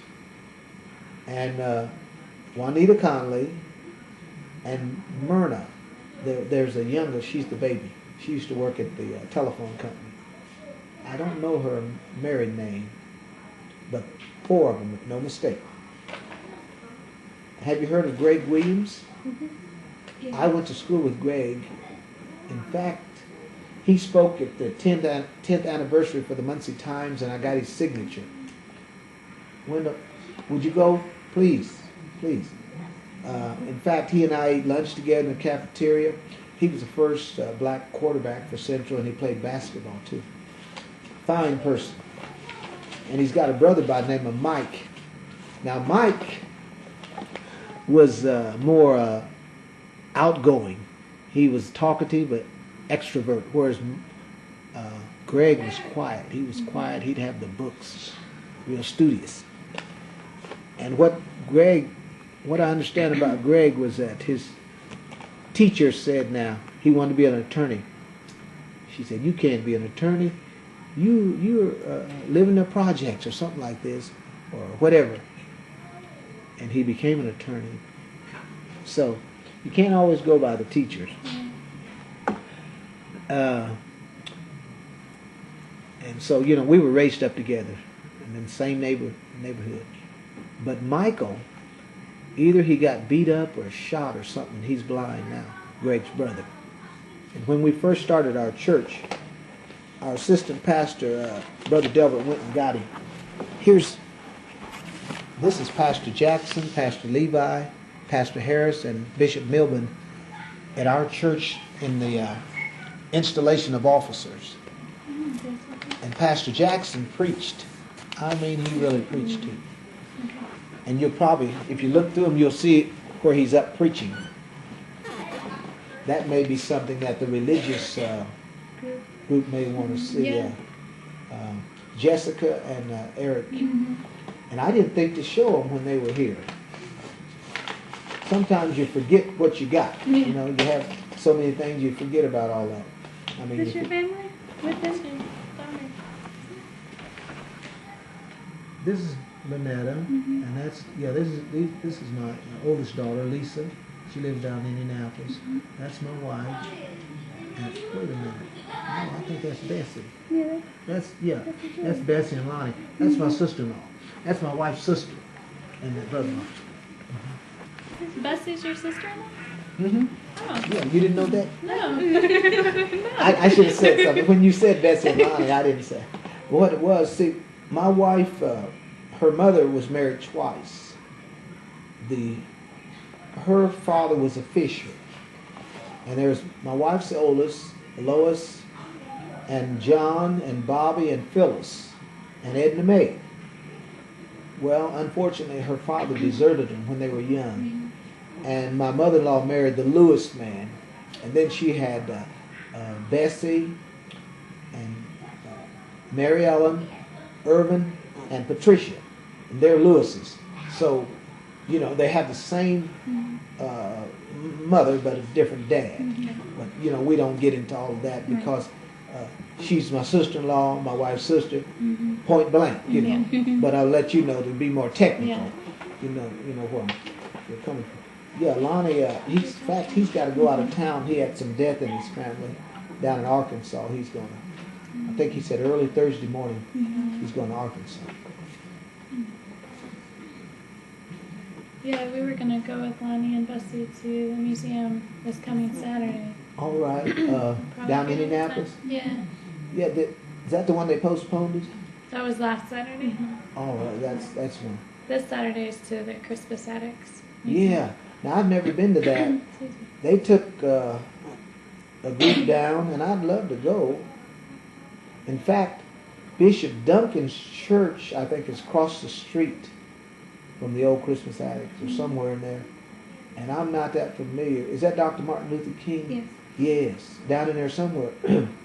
I must get over to his church because I've known him for years. Both the Duncans. And we go down to Indianapolis quite a bit. These are pictures of a convention. So I'm just saying, we just, even though we've gotten older, we're still on the go. Still going. What do you do when you go down to Indy? Indianapolis, it's usually sometimes church services. Sometimes it's going down to shop, like Value City. They got nice shoes. I mean, pretty good prices. Clothes, their suits, and it's almost. It only takes a little over an hour to get down there. Once I went down to a seminar on insurance, as far as what actually, I mean, the highest percentage of things that the insurance that it goes for, and these things. And so it's so much going on, and we go down there from time to time. Plus we got my sister-in-law's down there. Well, two of them now. Phyllis and Dale live there, and also Patricia and Mary Ellen. My wife's got 3 sisters down there, and we got a daughter. And we've gone down to the old, what's the name of the restaurant? Sirloin Stockade? No. The one my uncle took us to in New Mexico. The Golden Corral. See, right off of, I think it's Shadeland, on Shadeland. There's a Golden Corral down there. And we went once, and lo and behold, who should I see but Elder Stewart from Anderson. Now, he pastors Holy Ghost Temple. And he and I would, I worked in Plant 7, he worked in 3. And all you do is just go out the door, cross the lot, and I'd go and talk to him something. Here's what I'd do. I'd say, I want to go get my blood pressure checked. And I knew my blood pressure was all right. But that gave me a good excuse to get out. See, the nurse was over there. And I'd get to talk to Elder Stewart. He's a good friend of mine. And we just have good times. A lot of times when I go preach for him, they'll feed us. But I saw him and his wife and a lot of their church members. They were down there at Golden Corral. So we just have a good time. That's where we go a lot after church. The one right on Shadeland. Yeah. My mom would be like, please, because she won't feel like cooking and stuff all day. Yeah. But my wife's doctor was saying, we mentioned going out, she was saying, she frowned on that going out to eat. I guess if somebody said they have a lot of sodium in the food too. So I guess you have to watch what you eat. But if you don't have health concerns, it's all right. But for a person that's under a doctor's care, they should watch that. But now, what was that? Oh, Church. This is High Street United Methodist Church, downtown. Where do you go when you go out to eat in Muncie on Sundays? Usually Ryan's. We have gone to Red Lobster.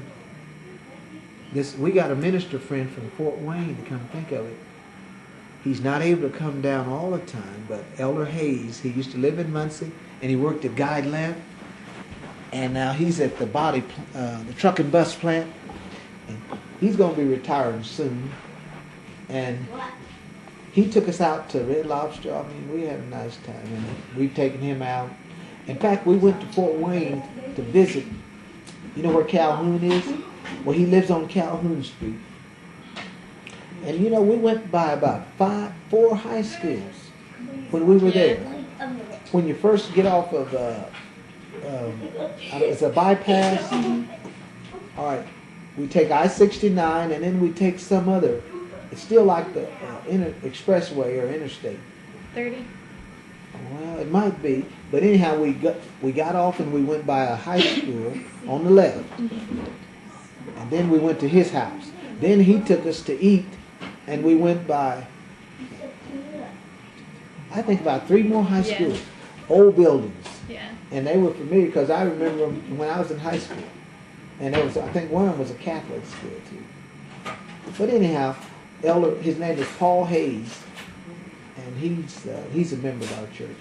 But he's up in Fort Wayne. He's at the truck and bus plant in Fort Wayne. Then. Yeah. But he transferred from Guide Lamp in Anderson. Okay. And what I did, I transferred from Delco Remy or Delphi in Anderson to Dayton. Okay. Because they had so much downsizing, plant closures, and I had to get out of there because I needed a little more money, you know, than what they were giving. And the way you make the money is overtime. And say, the difference in 40 hours and 60, 55, 60, or it's even 70 hours. See, when I went to Ohio, they were working 10 hours a day, 7 days a week. But I didn't work the Sundays.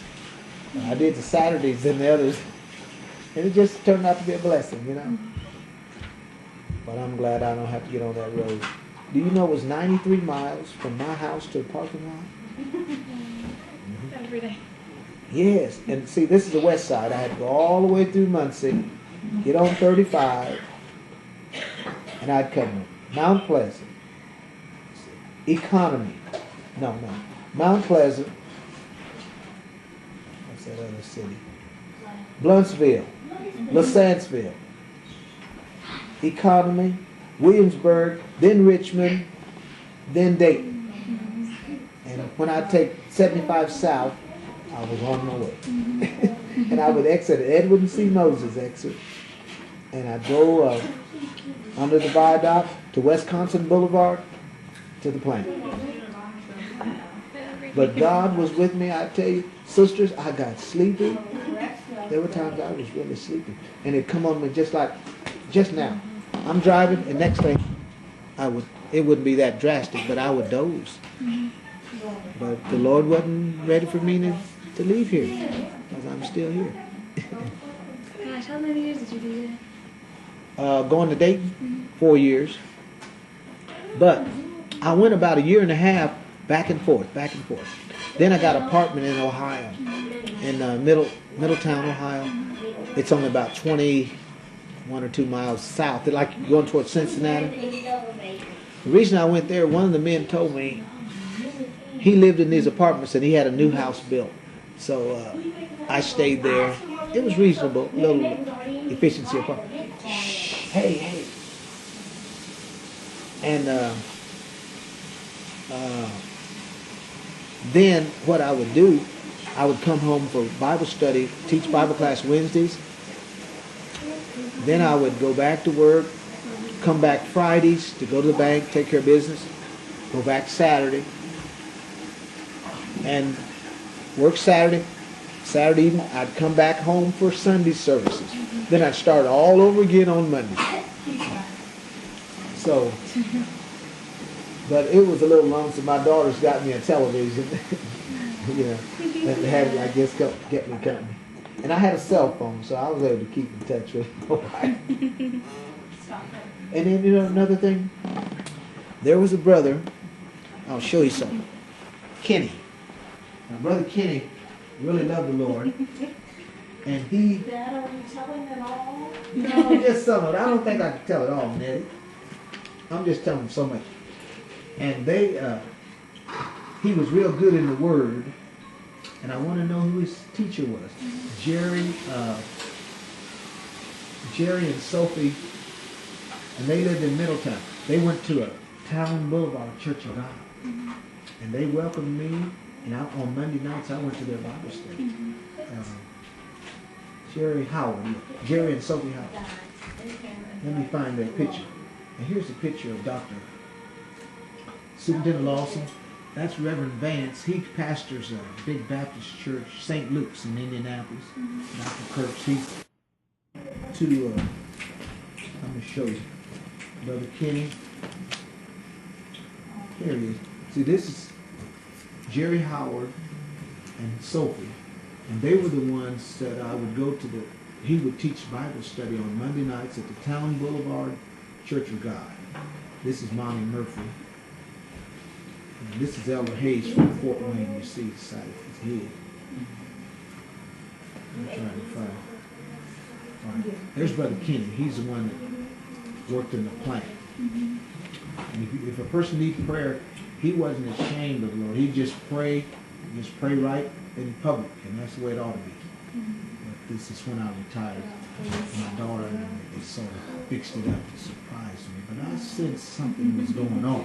And they had a limousine to pick us up. But you can look at that too. I wanted to see Brother Kenny. That's why I mentioned that.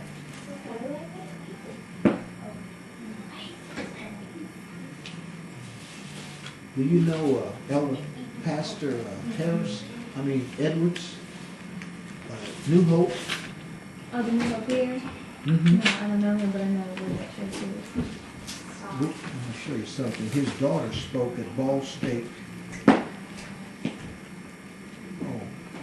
Now this is my aunt's home out in Albuquerque.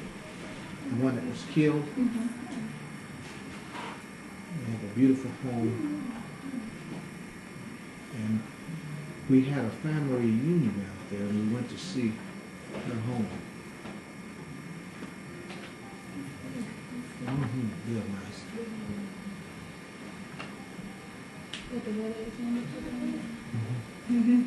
This is Brian, my son, lives in Germany in Annetta.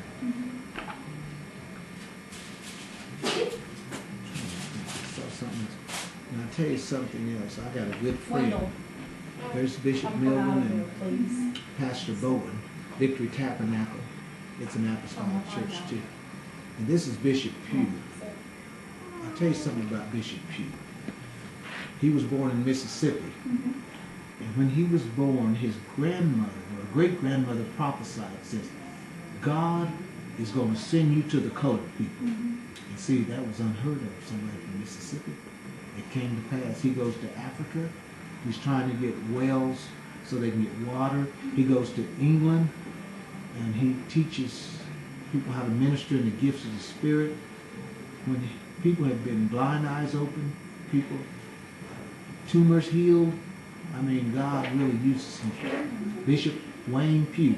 And this is in that Dayton?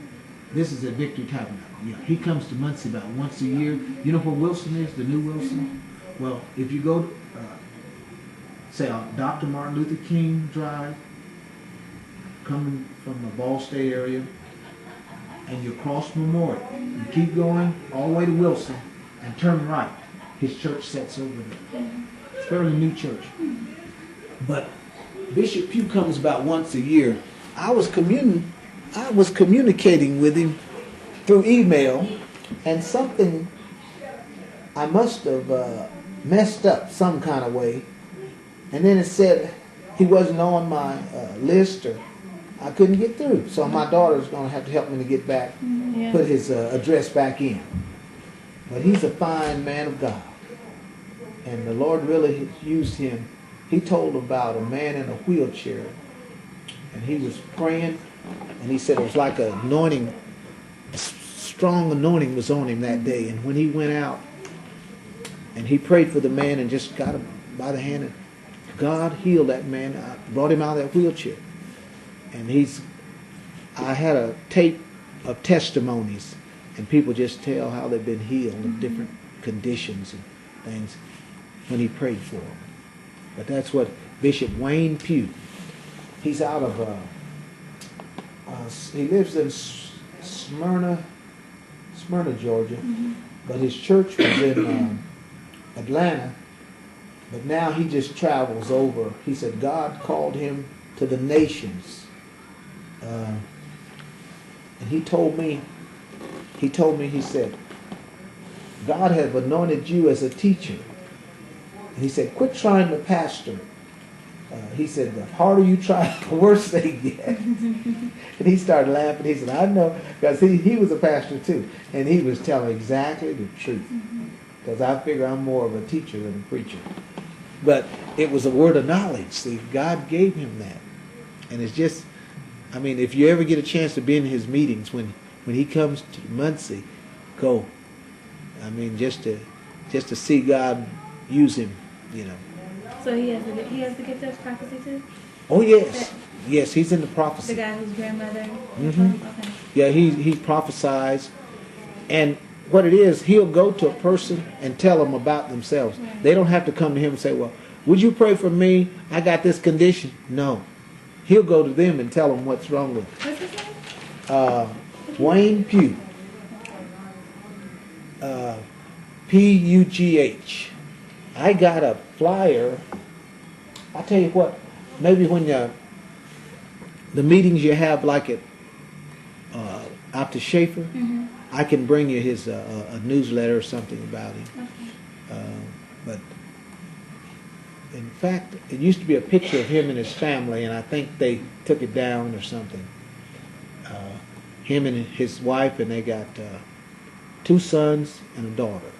Yeah. Aaron, now let me share this with you.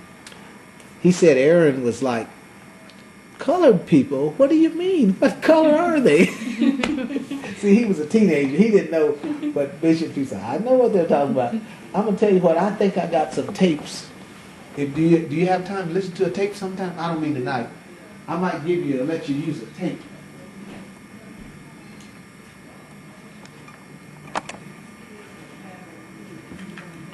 Let me try to find another one. I got a lot of them by because usually when I go, we'd get tapes.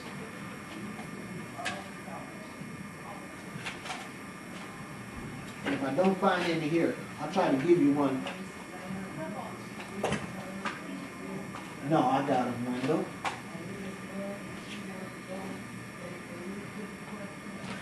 Let's see.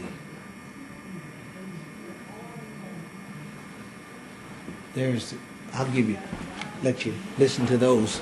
That's him ministering, but he's really good.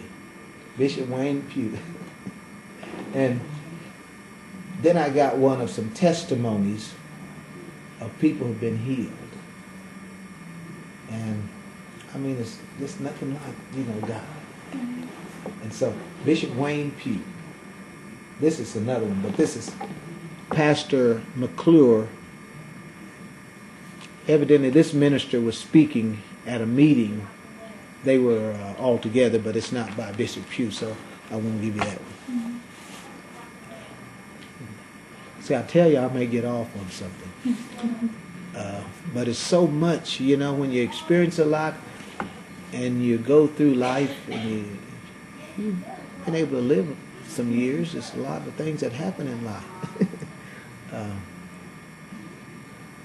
But can you think of anything else about the leisure that you... The one thing that we haven't talked much about is like radio. Radio? Yeah. I know one of the advisors we worked with talked about listening to different like sermons on the radio. All right. Mm-hmm. I just wondered how much you think people listen to like services and sermons. I think it's real good, but my experience has been, personally, I look at more television than radio. Years ago, before you had all the TV ministries, it was a lot of radio. In fact, I used to listen. See, when I used to work second shift, when I'd come home, I'd be listening to like Jimmy Swaggart and R.L. Stiles and different ones on the radio. Because, I mean, I don't think I had a tape in my car at the time. I don't think they even had those back then. But anyhow, I used to listen to a lot of radio programs. Now, Sister Levi has been on the radio for years. Now, the one being installed, her mother founded the church, you know, DM, let's see, was it DM Levi or DL? But when her mother passed away, her father, then she took over the church. But she was a missionary in Africa. But they're carrying on the radio. Now, Elder O'Neill is on the radio now. But I must confess, I haven't heard him yet. Because it's like when you get ready to go to church, we have to get ready, get cleaned up, and get out of here. And so I really don't have time as far as radio. But we may have television going, you know, while we're getting ready. But personally, I think it's good. I think radio's good. But I just wonder if a lot of people are listening to it. You know. That's for my feelings. Now, I may be wrong. But if it's somebody you want to hear, I imagine you'll listen. See, years ago, our pastor was on the radio. Elder Madden was on WERK. Work. And Elder Ivy, he was on. And who else was that? Brother Helton, he'd come on the radio. Full Gospel Temple on High Street. Sister Levi, of course, she was on. Somebody else, I can't listen.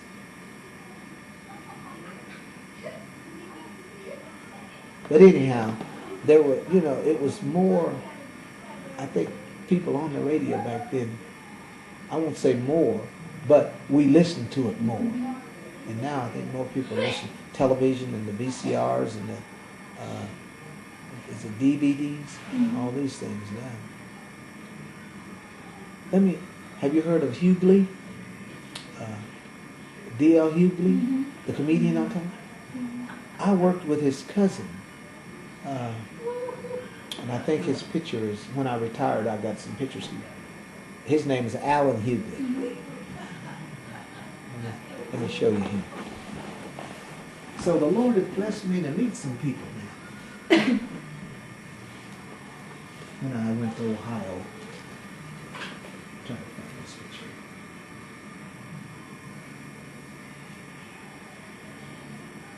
I think these are good. It was some pictures when I was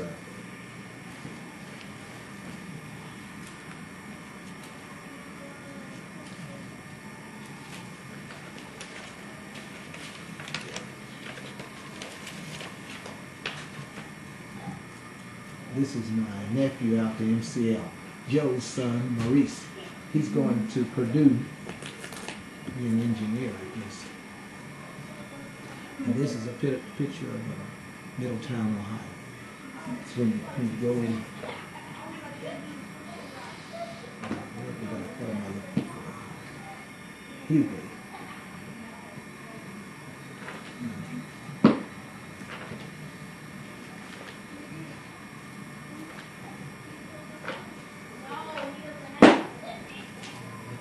You know how it is when you want to find something. Did you know that Lonnie had a stamp collection? But he had it on display at our church. But the sad part, didn't hardly anybody come to see it. Now these are some out the Bracken Library. I took these. Is that the exhibit that's still up there? No, this was I think last year during Black History Month. Okay. That's when I took it. But it's not out there now. I think it's over to Faulkner's Mortuary. But I know I got some pictures of when I retired, and eagerly I wanted to show you him. Here's a picture of Dr. Abram and Pitts. He was running against Senator Alan Craycraft. And Mike Gorings, he's going to be retired from the South Side. I think he's assistant principal. They were there. Pastor Jackson, Reverend Whedon. Her name was Cody, Bishop Cody's daughter. Is she a counselor in Central? Yes. That's the one. I'll tell you now I'm trying to find something. That's Pastor Edwards. His daughter spoke. This is my aunt. This is one of two aunts that I have living. That's Brother Frankie's mom. And Uncle Odell, he's a bondsman. There he is. Together. Pastor Edwards' daughter spoke. Well, if I don't see it, I guess I'm going to have to put it down. Sure, it was in. I don't see it. Oh well. I don't think it's in this one. But nevertheless, I know that I got it somewhere. So leisure's all right, isn't it? Yeah.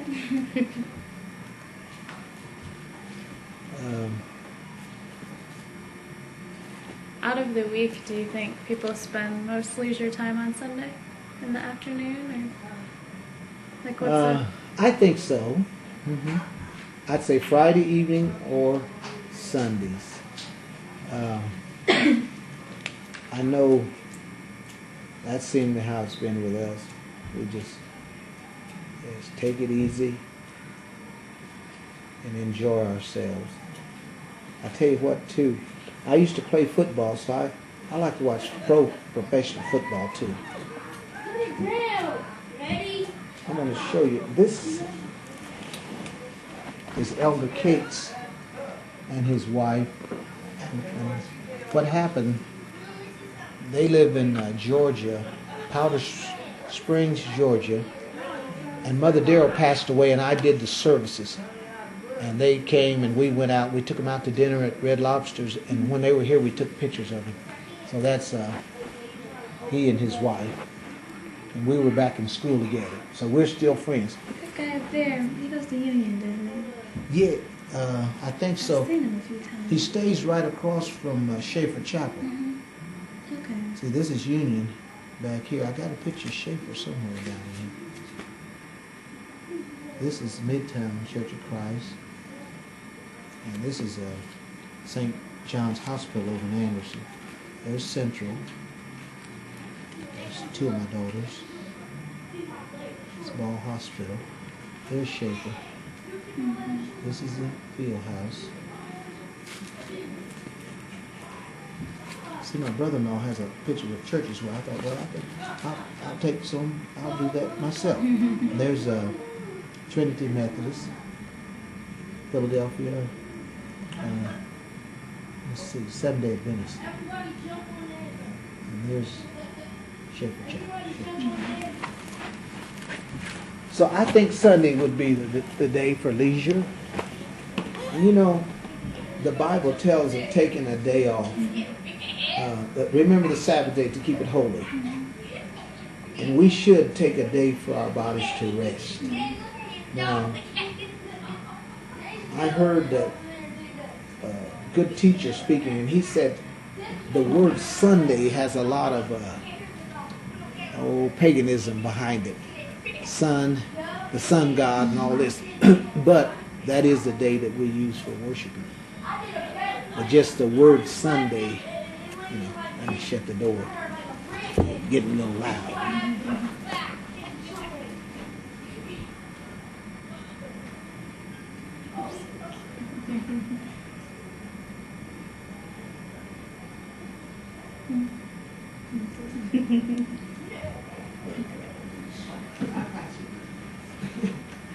Close that door window. I didn't say come in. I just said close the door. It's so loud in there. Window. Go. Go. It's so loud in there. You try to help them to be quiet then. Alright. So I'd say Sunday that's the day of leisure. See now. See how he did that, fixed that up. But I will say that in my situation, I find that we work the leisure around the church and family, to be honest with you. Whether it was going on the highway, picnic, or some event, we enjoyed family or a church setting. Mm-hmm. And when you look at it, whether it was a natural family or a spiritual family, it was still family, Mm-hmm. and we enjoyed ourselves. I remember once we went to, we had a family reunion in, I think it was Pittsburgh, and we wore African apparel on that Friday. And we got on the boat. I don't know whether it's Three Rivers Stadium. We went by this baseball stadium, and on the boat there was a group singing spirituals. They were singing church music, and we ate, and we had this African apparel on. So it was real nice, and I took some pictures of that. It's, I think, in the bedroom. We had a good time. And unfortunately, one of our cousins, Sylvester Holt, he passed away. It's been probably 3 or 4 months ago. But at that time, he was there and doing pretty good. I think he needed a liver or something. He got the transplant, but evidently didn't hold up or something. But anyhow, we've had some good times together. And I feel that in the midst of enjoying the blessings of God, we were workers. We worked. And there's nothing wrong with work. And I think that's a downfall of some people today. They want to work the system or be, so to speak, like a parasite and live off of it. What can I get out of it? Well, put something in it, you know. And so I'm glad that I was raised up to work. Man doesn't work, doesn't it? That's right. That's right. That's the word. But yeah, it's been. I've had a good life. You know, I'll be honest with you. Health. I've never been to hospital as a patient. I've never had any bones broken. I've never. I really haven't had much dealing with doctors. You know, when I went to Ball State, I'll share this with you. I needed to get my vaccination and shots because there was things I didn't. We were so healthy, I didn't need all that stuff. And I worked for a doctor, Dr. Peacock, and he gave me my vaccination and all that stuff to go to school, you know, for the medical records. That was the first time you ever got shots and stuff? No, it wasn't the first time. When Dr. Smith was our family doctor, and he would give us some kind of shots from time to time, booster or something. There were certain things you had to have for school, you know, like your smallpox and different things that you had to have. So I think we had that. But whatever I needed to get into Ball State, I didn't have that. And so I had to get some more stuff. But I don't think I'd ever had that vaccination. You know, where that spot is on your arm? That's what he did. But I would say the Lord just blessed us with health. Now let me share this with you. I wasn't born in a hospital either. I had a midwife. Let me find my birth certificate. I'll show you something.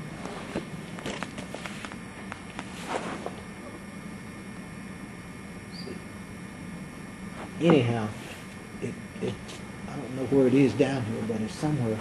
It was like a midwife delivered me, and I wasn't born in a hospital. And that's one of the things my brother-in-law Lonnie said. He said that his mother had a child, and she bled to death because they didn't allow blacks to go to the hospitals. And all probably she needed was some medical help. I think at least she would have had a better chance of surviving, and she died because the blacks weren't allowed to go to hospitals back in those days, and his mother passed away. But and we didn't have all the Similac and Infamil and all that, but we were, healthy. How did you get your? Oh, I'm sorry. Were you gonna go on? No. Oh. How did you get your name? Because I noticed that on everything it's the same. I thought it was short for something. Renzie? Mm-hmm. I was named after my father. Oh, that's his name? Yeah, I'm junior. My dad was Renzie Senior. Mm-hmm. And he had an uncle, Buddy Renzie. Mm-hmm. So my great uncle had that name. I had it, and my dad and myself. And I worked for a realtor, a businessman downtown once. I cleaned up his office, and he said he knew a man with that name. So that's only about 4 people that I know that had that name. I was named after my dad. Yeah, yeah. On here, see, it's got Renzie. I'm Renzie Jr. and Renzie Senior. See, there's my dad's name, Renzie Senior, and up here I'm Renzie Jr. October the 21st of 42. Muncie, Mississippi. Is that spelled like M-O-N-E-Y? Mm-hmm. I saw it on a map, but all maps you don't see it on. But it's near Greenwood, Mississippi. If you come down south from Memphis on 55, and you'll come near Greenwood, and then there's a road you take over to Muncie. I'd like to go back, look around. I don't think it's much there. At least I'll go back where I was born, where my roots are. Yeah. But I hope I've given you information to help you. Yeah. Yeah. I hope I haven't got you confused with telling about this, that, and the other. No, trust me, everybody does the same thing. We're just trying to get, as much as we can, so the chapter can be as full as it can. So. Well, I think that's typical of when you're older and you're asked questions and you go back and you think and you reminisce, and then you think of something else or something you didn't think of the first time, then it'll come to you, and on and on. Yeah. But if I would think of anything else, I'll surely get that to you. Yeah. As far as leisure, but do you is there a way, like, how do you want me to get these back to you? Well, if like during the 1 to 4 there at Schaefer Chapel, I could come there sometime and just have them with you, and I could pick them up then. Okay. Maybe say the Monday or Tuesday of next week. They didn't have anything today, did they? I know I was by and I saw Hurley. He was shoveling snow. I had to pick up our grandchildren. They go to Longfellow. And then I didn't see any cars. We were at the Virginia Ball Center today. Oh, all right. You know what? I got some pictures of, I think it's Virginia Ball. I'll show you.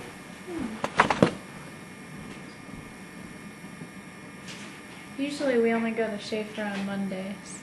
Oh, just Mondays? So, yeah. All right, well, say Monday, maybe this coming Monday or the next. It's no hurry because I got so many. This is by Edmund F. Ball. I see Virginia, Maryland. They had done, he went on an expedition in Africa. I saw a picture of her standing by one of these animals. Let me find it. I picked this up somewhere. Might have been at the bargain box. Yeah, see Virginia with her fine Kate Buffalo. I don't remember is that the same one that this study's named after. Now, she would be the only Virginia Ball I know of. But if you're welcome to take that and look it over if it would be any help. But now I know you're dealing with leisure for us Afro-Americans though. I saw a picture of my son down here. I'll show you. No, Mark. Is Mark the youngest? No, Michael's the youngest. Mark is the third. Tony, David, and Mark. See, there's Mark and his son. He works at one a year. Tony, David, Mark, Bryant, and then Michael. But the girls, I tell you what, Tony, David, and Mark, and Bryant, then the three daughters came, and Michael. The baby. Little is the baby. Let me put these up here. I'm going to have to get, my daughter got me scrapbooks and I just have to put them up. I've got a lot of them in, but some I don't have.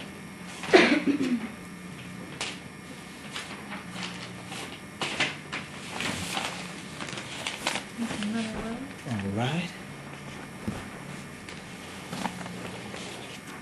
Yeah, I'll get all this stuff put up. I got the original, and I took it down to a frame shop downtown, but I think it's going to be too expensive for them to put it together. And I can go over to Jack's and just let them, get a frame from them. It's just something sentimental, Yeah. I'd like to give one to the Bewley Center. Hyatt does that. I know